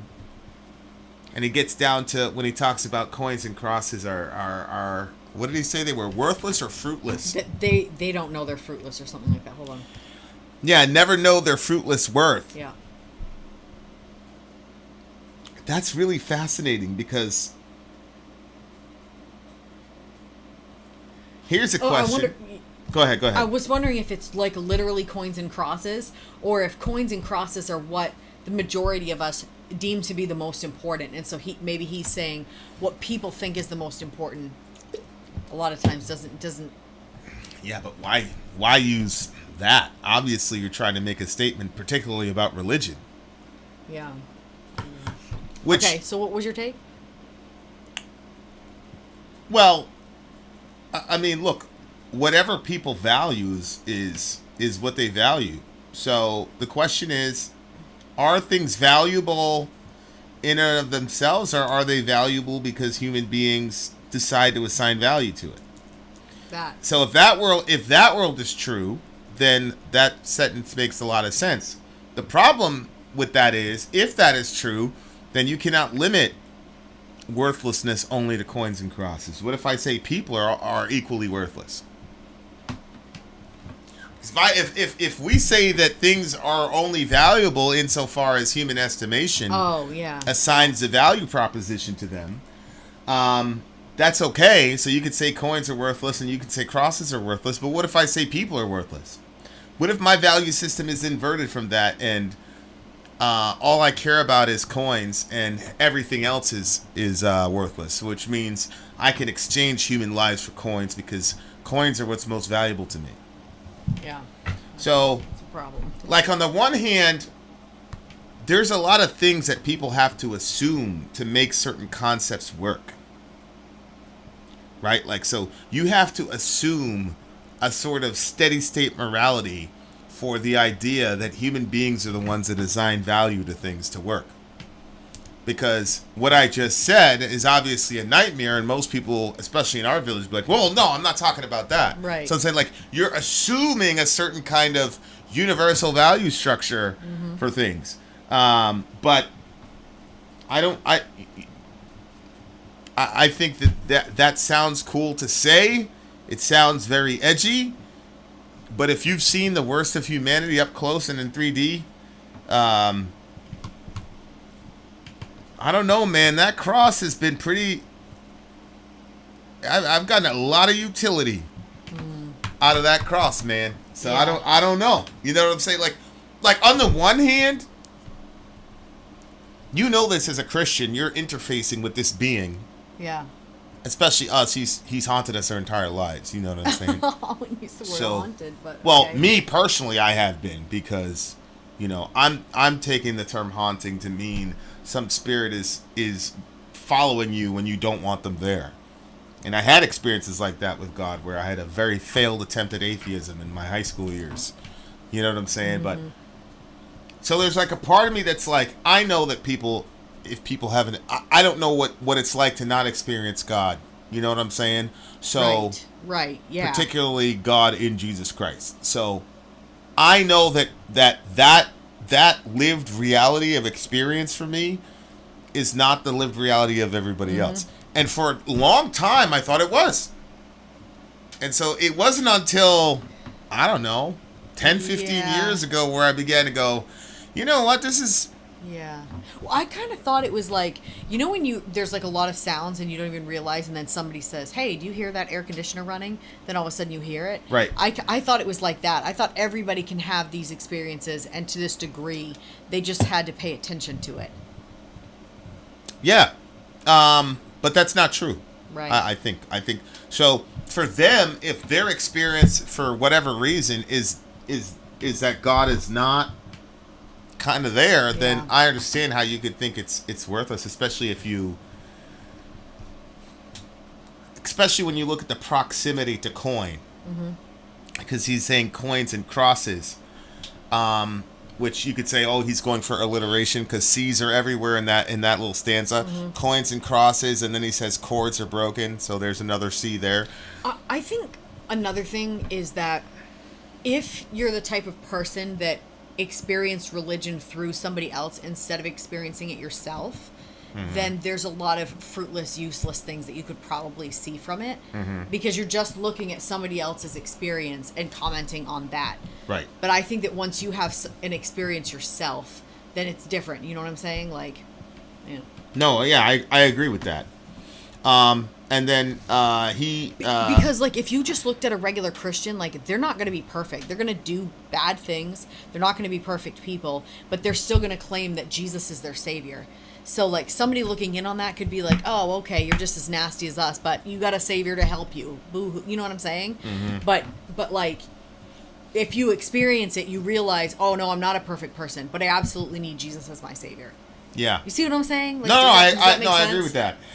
Daniel says, Christianity isn't worthless by any means. Just because it doesn't do anything for me doesn't mean it doesn't do good for others. Well, obviously it does do good for you, because you live in a country that says all people are created equal. And that came out of a Christian worldview. That's indisputable. Now, I'm not saying that everybody was Christians. I'm saying it came from a Christian worldview. The concept of the equality of everybody that we all share and enjoy is not a normal idea in the human experience. And I mean, to this day, in the modern age, we have a stratified understanding of human beings. Like, some human beings are valuable, some aren't. Some human beings are just there to be a labor force for other human beings who are. Some human beings are there just as inconvenience, kill them, get rid of them. Some human beings are dangerous. We need to put them all, mass incarcerate them. So, like, the idea that all people are equal is not a natural human idea at all. So I do think it's done a couple things for you, Daniel. But at the same time, when you look at the proximity of coin and crosses and the marriage of money and the worship of money, you don't have to be a theologian to realize that there's a sense in which Christianity has been bastardized. And by the time you got to the 70s, or late 60s, early 70s, I don't know when this was written, but you had a lot of people that were disillusioned with Christianity. And what was fascinating was they didn't all go to atheism, you know, like people did 10 years ago when they're all trying to be cool and doing the flying spaghetti monster stuff. I remember when you first brought up this flying spaghetti monster to me, I was like, yeah. The what? The flying spaghetti monster. Yeah, yeah. I'll tell you later. It was this funny atheist.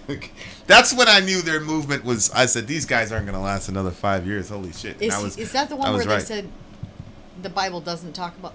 Okay, we'll talk about it later. No, we'll talk about it later. Okay. Basically, the guy's like, I could just make this up. It's the flying spaghetti monster, or whatever.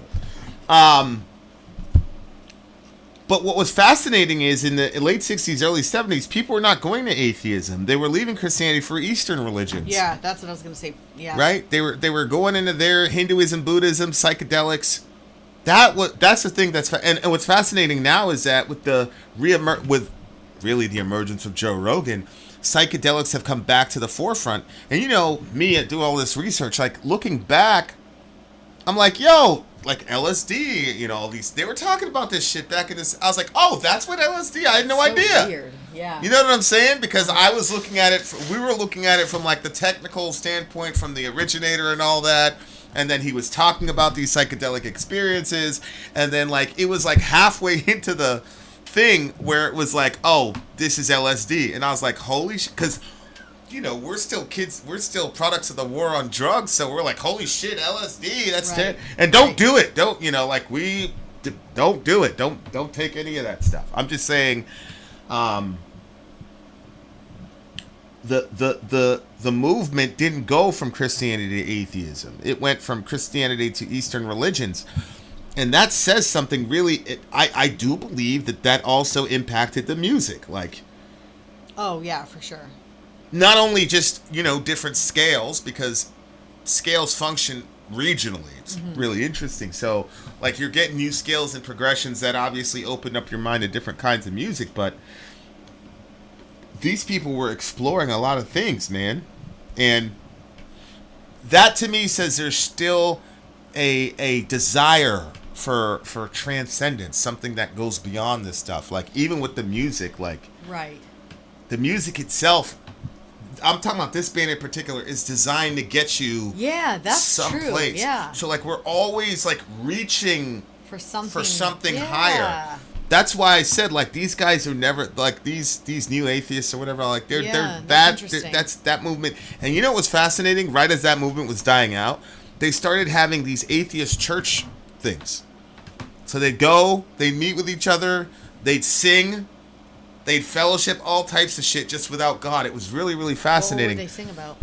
Oh, it was like regular songs, like pop songs, U2, whatever. Huh. And, oh yeah, and there interesting. was a lot of things where people were trying to satisfy or satiate the desire for transcendence. Yeah. You know what I'm saying? And so that as an idea, as an ideological concept, is never going to dominate the thinking of a majority of people. And I think, the communists, the Soviets proved that, where they had this thing called forced secularization, because they were like, oh, as soon as we explain to these people that God is a myth, they'll, whatever. So all we have to do is get rid of the parents, and then just brainwash the kids, and we'll be good. You couldn't. It was impossible. Yeah. People have that drive toward the transcendent. So even in a oppressive, horrifically horrible society like what you saw in communist in the Soviet Union, people still had to go there because Yeah. it's like breathing, or it's like, Yeah. you're a bird. You know what I'm saying? You can tell people flying is a myth all you want, but people are gonna fly. That's their nature. So I just think people are constantly gonna reach up. The problem is that you have very bad actors who know that about human nature, and so they convert that natural desire to hit the transcendent. They convert that into capital. And so when you talk about coins and crosses, and you talk about the proximity between that and then the ultimate understanding of, like, what love is, and what's ultimately is this what's ultimately valuable? How can you value somebody who you can't see more than somebody that you can see right in front of you? And if I were to say, I know that I could see Sori, but right now Jesus is realer to me right here than Sori is, I know that's complete nonsense to people. And I'm not mad at them for that, because I'm looking at the same screen everybody else is, and there's nobody over here. You see what I'm saying? Yeah. So, what's fascinating to me is that people think they're looking at me. They're not looking at me. That's not me.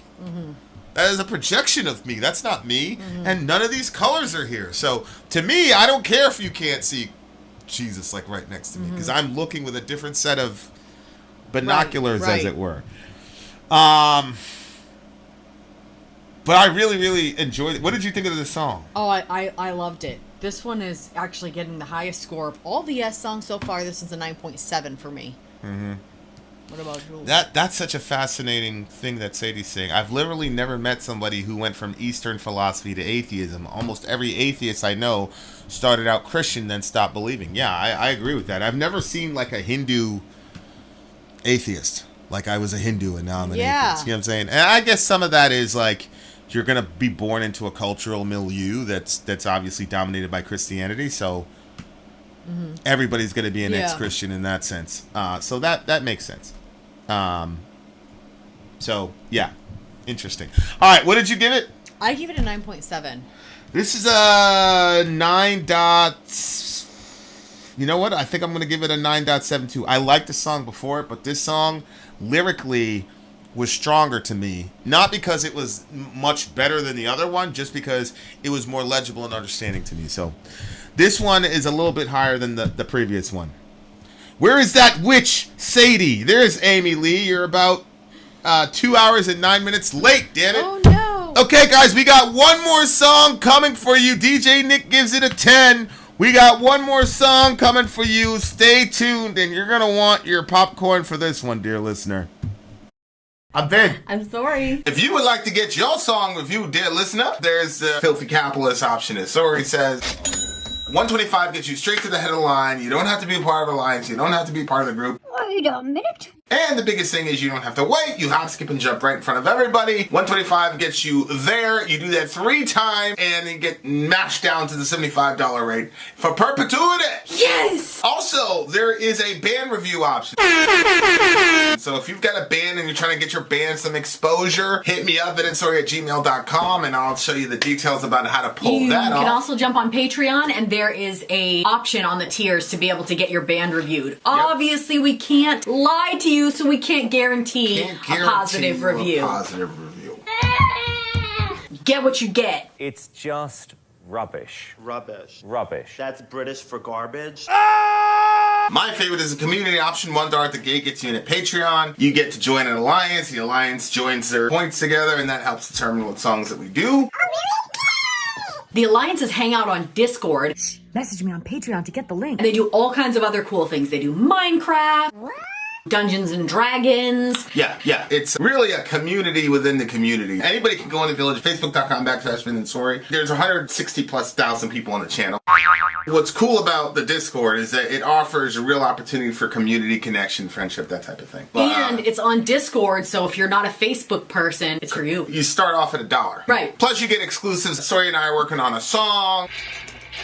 So the first 15 seconds of that was on Patreon. Also, at $15 tier and above, when we actually debut the video, they're going to be there live with us. There you are, dear listener. Bar merch.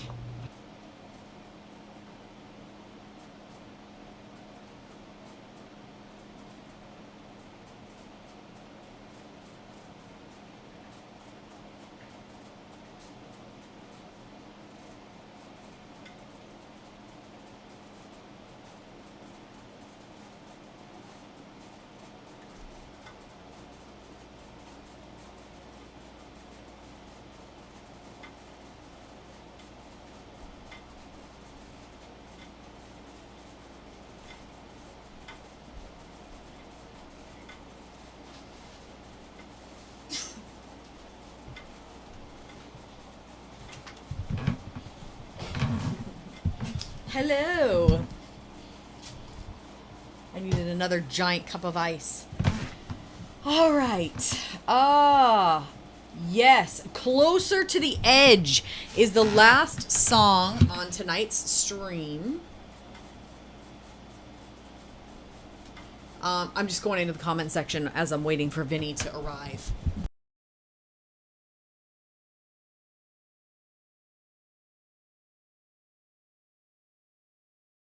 House around. We have IHOP. Ready, babe? Yep. Don't dare me. Dare Your diary. I love that line. Why? It's such a smart line. I guess I don't get it. Don't dare me, dare your diary. Can we have their stuff? Did somebody die? She said, can... I have no idea. The why new you're merch saying is that. invisibility cloak and stuff. I had an invisibility cloak, bitches. That's why y'all couldn't see me. You guys just saw the chair. Oh my gosh. Wouldn't it have made the chair invisible too? All right, guys, here we go. This is why we call this a marathon. This is going to be a 20-minute song, dear listener. Now, in most circumstances, we've got a 10-minute limit, but this is DJ Nick, dear listener, so it is what it is, okay? But if you have a 20-minute song for us, please keep in mind you will be financing 2. But, look, things are negotiable. You've done as many DJ streams as DJ Nick, then things are a little bit different. Oh, you guys are playing favorites, obviously. Obviously. I'm allowed to have favorites, right? So Yes, it is what it is. in case you didn't know, it is our YouTube channel. Did Boogies get it's love? close to the edge. Did Boogies get love? Yes. The Boogies got some love. People started messaging me like, "Yo, bring the Bible Boogies back." So, I don't know. Peter hasn't messaged me about it though. So there's that. All right, guys, here we go. Yes, it's an epic song, close to the edge. Sit back, relax. We're gonna flip the screen thingy because this is supposed to be an immersive experience with the visuals and all that, so please pay attention to that as well.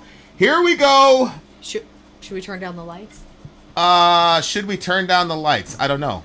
What do you think we should? I don't know. Did you just say there was going to be some cool visual? Yeah, it's like just dim yours. It's a video thingamajiggy. I feel like I'm back in the third grade with those powerful fluorescent light bulbs they used to. No, well, talk to the people because the downloader hasn't downloaded Oh, yet. okay. So dim that light when you. I've been doing this for an hour on that bitch. This is like old school, like Napster shit. Okay.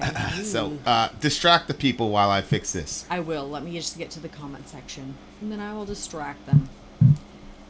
I've got a and bone gentlemen. to pick with you, little human bone to pick Good night, with you, Lisa. little human being. Revo, I wish we had popcorn. I seriously, you're gonna say that's so ridiculous. I was at the grocery store and like the bill just came up too high. I was like, I can't do this. So I put my popcorn back. You silly, bro. I knew you were gonna say that. It's silly as hell. But then you're like, let's go to the hotel. It's like, I know, but it's like I have different boxes. Like I don't want to spend more than X amount when I go to Walmart.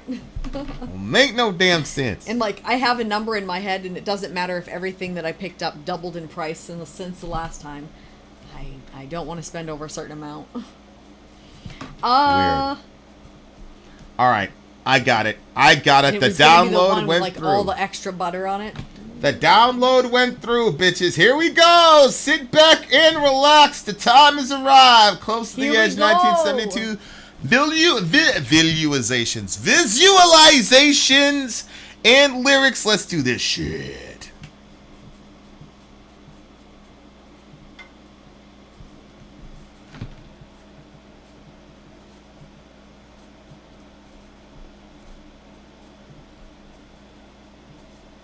Alright, I'm going to read this part. The lyrical content became a kind of dream sequence in a way. The end verse is a dream that I had a long time ago about passing on from this world to another world, yet feeling so fantastic about it that death never frightened me ever since.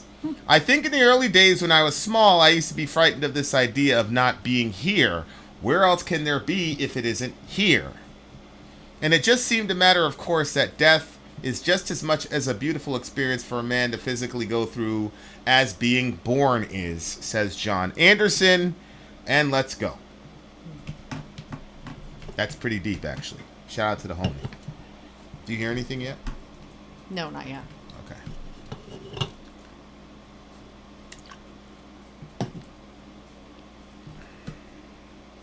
All right, buddy. We get it. Let's get to the song now, huh? What? You.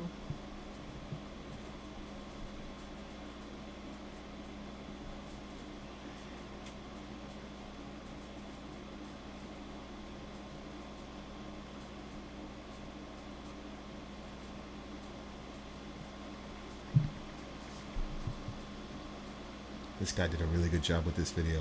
Yeah. Can you turn that brightness?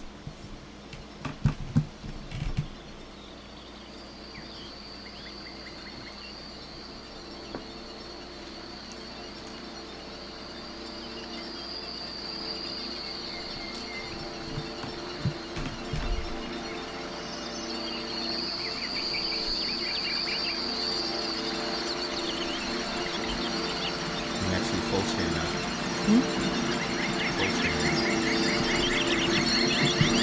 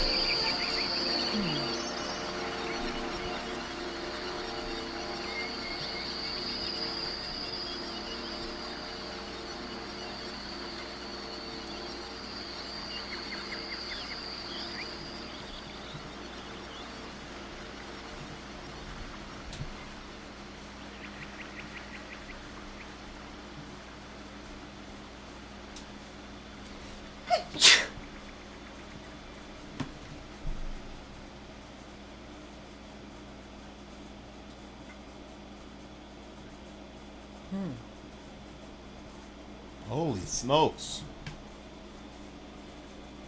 Chris Squire, rest in peace. That's was that the keyboardist that Nick said? Well, I loved the visuals on this thing a lot. I thoroughly enjoyed the visuals on this video. Chris Squire, you said? Chris Squire, yeah. That's the bassist. That was the bassist. Okay, rest in peace to the homie. He's the one that died of cancer in 2015. The thing about such ambiguous lyrics is that they can pretty much mean anything you want it to mean. You can apply them to a variety of situations and get meaning out of it. Yeah, first of all, I agree. Lyrically, I do believe that there's an objective meaning to what he's writing, but he makes it so abstract that there's a lot of empty spaces that you can fill in your own kind of meaning with. Mm-hmm. You know, there's certain bands that's impossible. I think, like, I don't know. I think a lot of art is that way. Like, obviously, as a person that believes in objective truth, mm-hmm. I don't believe that beauty's in the eye of the beholder. I don't believe that's true. And I also don't believe that that's true musically. Like, that's why we have different words for noise or racket or a din mm-hmm. versus an orchestra or a song. Right. Like, every group of human beings that has language has that differentiation. Mm-hmm. So that means then that music is something that at some level is objective. But there is a whole bunch of subjectivity. Like, it was really interesting. Like, you know, we were watching Korn, and as I don't know how many times, I've lost count how many times I've seen them live now. But, and you know, we talked about this earlier. This is almost full circle. Like, what makes a person, mm-hmm. or when you talk about that boat. Right, so like you start with one boat, and then you replace the deck. You basically replace everything in the boat. Mm-hmm. Is it the same boat by the time you get to shore? Mm-hmm. You know, it's essentially literally in its essence, a completely different boat. Mm-hmm. But what makes it the same boat? So it's the same thing like with art. It's like you're making all of these sounds, these quote random sounds, but they're coming together. So what makes art? And I think the answer for that is that the boat, and this is fascinating. That's interesting. Okay. Yeah. It is the same boat because as an idealist, I don't believe any of the wood or anything in the first place existed anyway. So the intention that you poured into that material is what makes that thing that thing. So this is the vessel that's going to get us from A to B. That's my intention when I boarded the whatever that thing was. And so whether I change out all the material, it doesn't change. It's the same boat because it's the vessel that we're using to get to A to B. So then you define what a thing is, not by the materials, but by the intention of the thing. Yeah. Which obviously it still kind of works because we believe in God, so God pours intention into the material that is me. Yeah. Supposedly the material that's supposedly here. So then when you think about music, it's the same thing. It's like the difference between noise and music is the intentionality of the person. Meaning if you hear a jackhammer, we call that noise because what's coming out of the jackhammer is not the purpose that's intended by the jackhammer, right? Like destroying that concrete is the purpose of the jackhammer. The sound that it makes is an unintended byproduct. Mm-hmm. So we call that noise. When we come together to make noise with purpose, we call that music. Yeah, but there are times where people come with the purpose of creating music and it just doesn't. It's a flop. Well, it's bad music, but it's still music. We call it music and not noise because even if the person is bad, we see the point of intention there. In other words, when a kid comes to you and I says, see what you're here's saying. a banjo, this is my song, he's doing everything, the chords are wrong, we still look at it as a song because we know that that's his intention. Yeah. We'll say it's a but when you hear like crash or something like that, the intention of like, the "Ooh, noise, music." yeah, that's not, there's no intention there. It's just, so okay. So then I say to myself, okay, so then music is an objective thing. It is arranging noise in such a way with purposefulness to evoke a certain kind of emotion. Okay, then are you going to say that everybody's equally good at that? You say, of course not. One guy is better at guitar than another guy. Like, Head is a much better guitarist than me, right? Why? Well, because he's able to arrange the notes in a more clean fashion than I'm able to. So that tells me then that music is objective. If you say that somebody's a better guitarist than somebody else, and you're saying that music is objective at some level, but there's still a subjective aspect to it based on how I react. So if I say, okay, Yngwie Malmsteen is a better guitarist than Brian is, but Brian is a better songwriter than Yngwie is, right? So when I'm looking at this band, I think to myself, what's the weakness of the band? 90% of bands we listen to, the bass can be there or not be there. Like Metallica proved that. Could this band continue without their bassist? I don't think so. Is this song going to be the same without the bassist? No. The keyboardist. A lot of these, I call them like, vestigial members of these bands. I'm not going to mention any because I don't want to be mean. Plus, we'll probably be interviewing one of them pretty soon here. But like some bands, in my opinion, have just vestigial members where it's like, yo, you could be completely disappear and I would never know the difference. You know what I'm saying? Yeah. Like, and to me, the keyboardist, the DJ for a lot of these bands, like, is just purely vestigial. Like, the song would be completely fine without, I'm not going to name bands, but we can talk about it after. But this band, every member is, in my opinion, necessary. Especially on this song, like such an epic song like this is pretty ambitious. Did it feel like a 20-minute song to you? No, it didn't. It didn't feel like a 20-minute song to me. But that's because these guys, I don't know, I feel like it's not only that they're like at the top of their game, because honestly, now that I listen to music and we've been around musicians, like professional musicians, legendary musicians, now I'm like, you don't necessarily have to be at the top of your game. But what you do have to do is come up with something creative. You have to come up with something that doesn't sound like everybody. You don't have to be a virtuoso guitarist. Like, that's one of the things, that's the other, like, didn't you feel that way? Like, going to the shows, you're like, oh, especially when you're that close to people. Yeah, I agree. Like, I had to pull you back when they were doing a guitar exchange. You almost ran into the Evanescence guitarist. You know what I'm saying? So, I know. but, like, when you run into that, you're like, yo, that guy, like, Yeah. oh, okay. Like, you just have to find a way to be creative about it. Like, none of the progressions in any of those songs from Evanescence were groundbreaking, but what Amy Lee did when she came out, nobody had done that before. Right. There had been a lot of copycat bands after that, but the way that she did her, like, brand, her sound, nobody had done that before. Yep. And that's the difference. So, like, I'd say Amy's the highest talent in that band. Probably, like, I'm trying to be, like, it's demonstrated by the fact that nobody in the original band is in the band now except for her. Right. You see what I'm saying? Yeah. So, but I'm looking at this band and I'm like, yo, was everybody and Amy Lee at their position?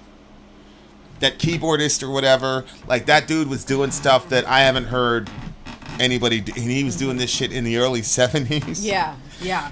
And he could jump right now into any of these prog bands and just completely wreck shop.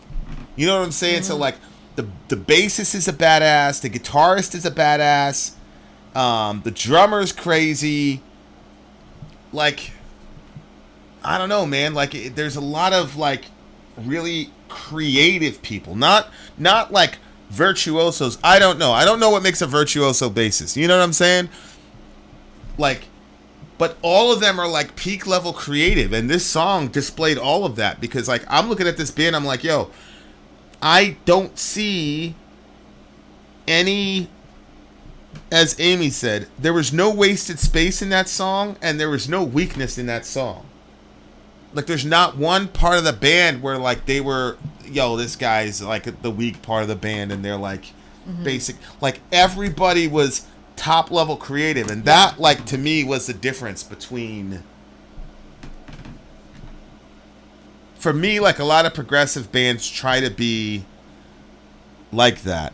But I don't think that everybody in the band is as creative as everybody else. Right. But it's kind of like, you just had a 4-minute guitar solo, so I should get this 2-minute. And how could you say no? You know what I'm saying? But it's like, yo, you're not that creative, bro. Like, if I was in the band, I'd say, yeah, just give me this chord. I'll keep playing it while you guys just do stuff. And that's okay. That's cool. Like, you can't, you know what I'm saying? But this band, to me, like, I don't know. These guys, to me, look like everybody is, like, on point and really good. And that's why they're so good. And I think this is actually one of my main issues with progressive music, is everybody wants to be that creative and wants to be that whatever and wants to have their little spotlight or whatever.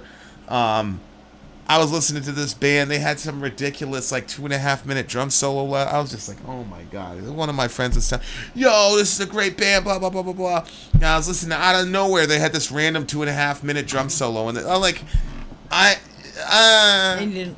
Okay, it's just you're out. dumb. Like, it had didn't fit with the song, whatever. And then he hits me up later. He's like, yo, how'd you feel about it? I was like,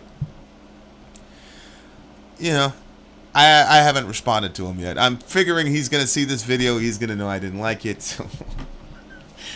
But this band, everybody is like, I saw there. like a couple people talking about like Pink Floyd and stuff. I don't feel that they're similar. I guess in some ways they're similar, but they're extremely different in other senses of it. Like, Pink Floyd to me makes me feel like I'm on like some trip and I'm flipping out somewhere. But like this was different. One thing that I noticed about their music is that, like, there was one part that they had. I don't know if anybody's ever looked into like sound therapy. Have you ever looked into sound therapy? No. So it's certain instruments that they play, and they play it in certain ways that when you hear it, like, it feels like you've probably seen it. Yeah. Well, they did that in the song at one of the spots, and I was like, oh wow. And then there was like another part where there was dripping water. Did you hear that? And I love the idea of mixing music with nature. Yeah. And there's so many times where, like, we're practicing and we're, like, in our room, and I mean, it's not like we have a portable, we couldn't just take the stuff into the woods, but, like, I always think to myself, oh, this would be so great if we could be, like, in the woods while we're doing metal, like, I don't know. So hearing them putting those together, like this type of music, the instruments specifically with the sound of nature, I really like that. Loved it with the sound therapy in the middle. And then remember the part in the song where it said, I get up, I get down? Yeah. When they did that all through the song. Yeah, when it got to the part where it said I get down, like, you would, I guess, think that they would go down vocally with it, but instead they went up. Yeah, you caught that. So your head was like, whoa, okay, yes. You know, I don't know. So that was kind of interesting. And when the Seasons of Man started, I was like, here we go. Because, yeah, so the song is broken down into all these different movements. So Season of Man is like the second to last part. Yeah, I'd have to re-pull it up, but it was toward the end. But like when it started, I was like, really? Because like every transition that they did, I liked, and then when that one started, I was like, nope, there it goes, it ruined it. But then it didn't take long before all of a sudden I was in on that one too. So I liked all the transitions that happened in this particular song, which was shocking to me because I mean it was a 20-minute song. There was like, I think Amy said it right, like there wasn't any wasted space, and there wasn't anything that made me feel like, okay, this is taking forever, and it was 20 minutes. So I think that they did a really good job on this one. Yeah, Kel said something like that is my value right here.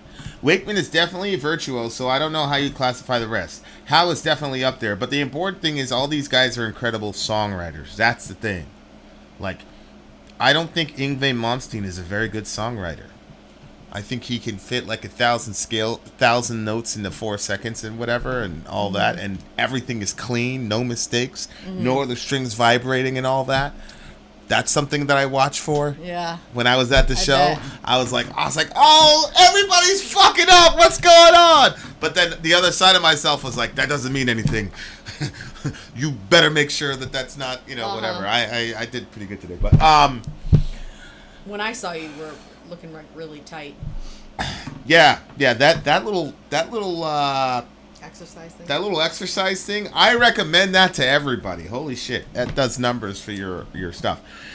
Yeah, man, like, it's just really good songwriting. Lyrically, this guy's a boss. I mean, I took the cursor thingamajiggy to be really, ultimately, this is about, like, the cycle of life. Because at the end, he was, at the beginning, he was talking about dying and what it would be, and he's talking about close to the edge and being by the river and all this, and that's why I like the video so much, because the video, like, it was just this journey. I don't know if you guys have seen that documentary Samsara, but it's all scenes and there's no commentary, but you kind of put it all together. It's very, very beautiful documentary or whatever that thing is. But the visuals of the video, like, really, in my opinion, went with the music. When it was talking about the man who stretched his hands out to the world, obviously it's talking about Christ, but that statue of Christ that's in Brazil, I forgot the name of that statue. Oh, yeah. So, like, the video went really, really well with the lyrics. Like if I was in the band, I would like make that an official video. I'd just put that on, like, because they did a really, really good job. And, it's like you see these wonderful scenes of nature, and then you, like, get to the mid part, and you see all these horrible act, the cop beating the hell out of the woman, the soldiers shooting at each other, killing, all the shit that's happening on this little planet. And all of us have such little time here. You know what I'm saying? Like, Yeah. I'm thinking about the kids asleep, and there's a baby in there, and I'm like, yo, we're going to turn around. They're going to be just as old as Dorian and Johan. It's like, shit is crazy to me, like how quickly everything just flies by. So, like, yeah, Christ the Redeemer is the name of the statue. But, like, how quick this life on Earth is, which, if you look at it from that perspective, everything kind of becomes trivial. Because it's like, we're gone so quickly, but at the same time, when you drill down to it and you see ships, like, I was looking at the budget, I was looking at the DOD budget, when they're asking for $773 billion or some shit like that. And then they listed down, this destroyer, that destroyer, blah, blah, blah. Nuclear deterrence, which basically means we're, basically, we went from mutual assured destruction to deterrence, because what that means is we are so superior, and we have defense systems that are so superior, there's no longer any mutual assured destruction. It's just we are deterring you from using it because we can fuck you up and you can't respond. Like, that's the doctrine. But that shit used to not be. But now it's open source on the .gov website, and it's like, yo, bro, somebody's sitting down. Like, we spent, I think the ticket is like $139 billion this year in the proposed budget just for our research and development. Just research and development. So we're investing $139 billion just for people to sit down and say, how can we make this chemical agent more lethal? How can we do X, Y, Z? And it's just like, yo, we are, right now, there's people thinking about ways to more efficiently kill me. You know what I'm saying? And we're thinking about ways to kill me in another country. Like, this shit is. So, like, when you really drill down to it, it's like, yo, this shit is crazy. When you pull back, it's like, yo, you're only here for a couple seconds, bro. Like, then we're on to the next, whatever. But you cannot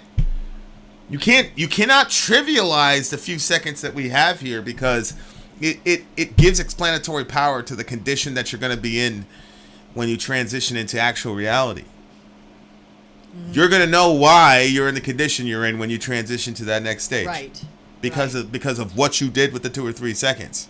And people are like, yo, how could you be in an eternity of misery for only 2 or 3 seconds of living? And it's like, that's to me, it's a wrong way of looking at it. If you were horrible, if you were that horrible, if we are that horrible, then it's a merciful thing that we're only here for a couple seconds. Because if you think about the human family, the reason that we have nuclear technology is because we've built off the backs of previous generations. Yeah. So imagine if you had Pythagoras with Einstein and nuclear technology and the type of havoc that those people could bring to bear, because we used Right. Pythagorean theorems as well as Einsteinian theorems to we crazy. weaponized that wisdom. That's crazy. So imagine if all those people were able to live, even if they had good intentions, people who are evil are willing to do more, so like the song kind of contrasted all the contradictions and paradoxes of what it means to be a human being. Yeah. What meaning is, why meaning is important, all those things coming together and finding some way to reconcile the brevity of life with the value of life. What I think a lot of people have a big problem with. A lot of people who value life are very this world oriented. They don't really have an eternal perspective. A lot of people with an eternal perspective are absolutely useless in this world, like right now, because they're, in our experience, they're just sitting home and waiting for the rapture to happen while there's all this injustice around them. And so we need the atheists and the leftists to come help us, because we're on the sidelines while people are dying because they don't have health care. And those nasty pagan atheists, whatever, who have no concept of the spiritual world are actually going out and doing shit in this fucking world. At the same time, it's those same people who are also killing babies by the bunches. So, harmonizing all of these paradoxes, I think is probably the goal.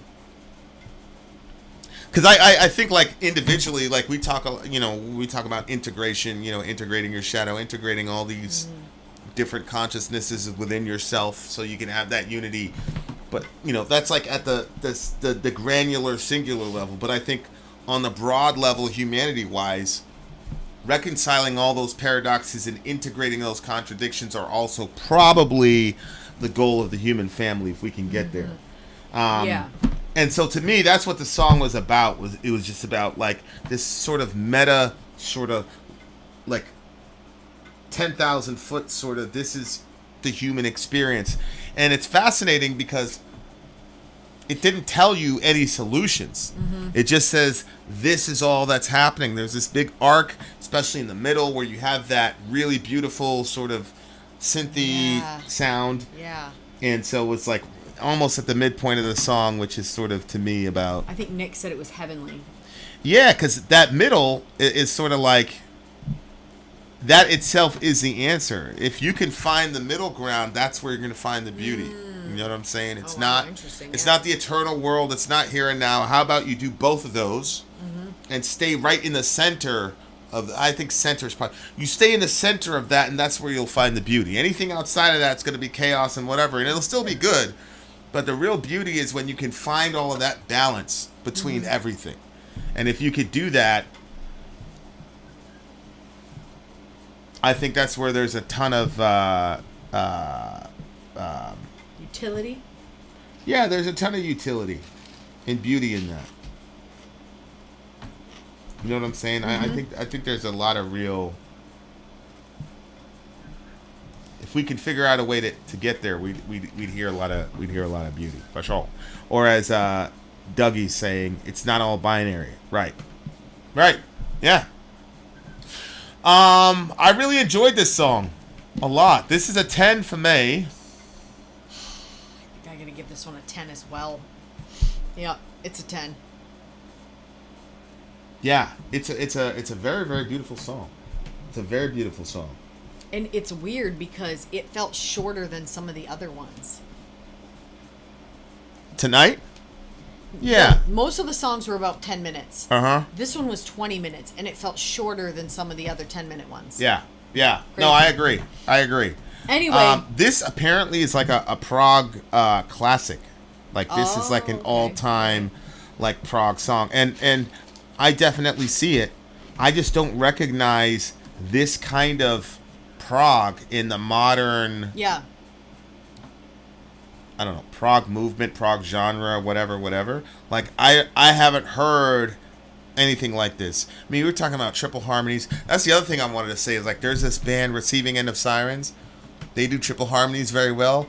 And I'm like, yo, damn, where did they get that? And I'm like, oh, it was yes. Like if you listen to Receiving End of Sirens and then you listen to this song, you will figure out very quickly, oh, that's where they got that from. And they did it really well. The Receiving End of Sirens does that really, really well. If you had another singer like that in the band where we could do a lot of those harmonies, we try to like play with that too. I want to play with everything, but we don't. We just have you plus. But that's a lot. And knowing's half the battle. G.I. Joe! All right. Well, dear listener, it's been a journey. Glad to see you all here. Stay safe and all that jazz. Big shout outs to the big homie DJ Nick, as always. Shout out to Nick. Bring in the hot fire, DJ Nick. Bring in the hot fire. So shout out to the big homie DJ Nick. Shout out to Sadie, Little Daniel, Middle Earth, Scott, all these beautiful people. Much love to all you beautiful people. I am out of here. Shout out to Amy Lee, your miserable self. Vin out.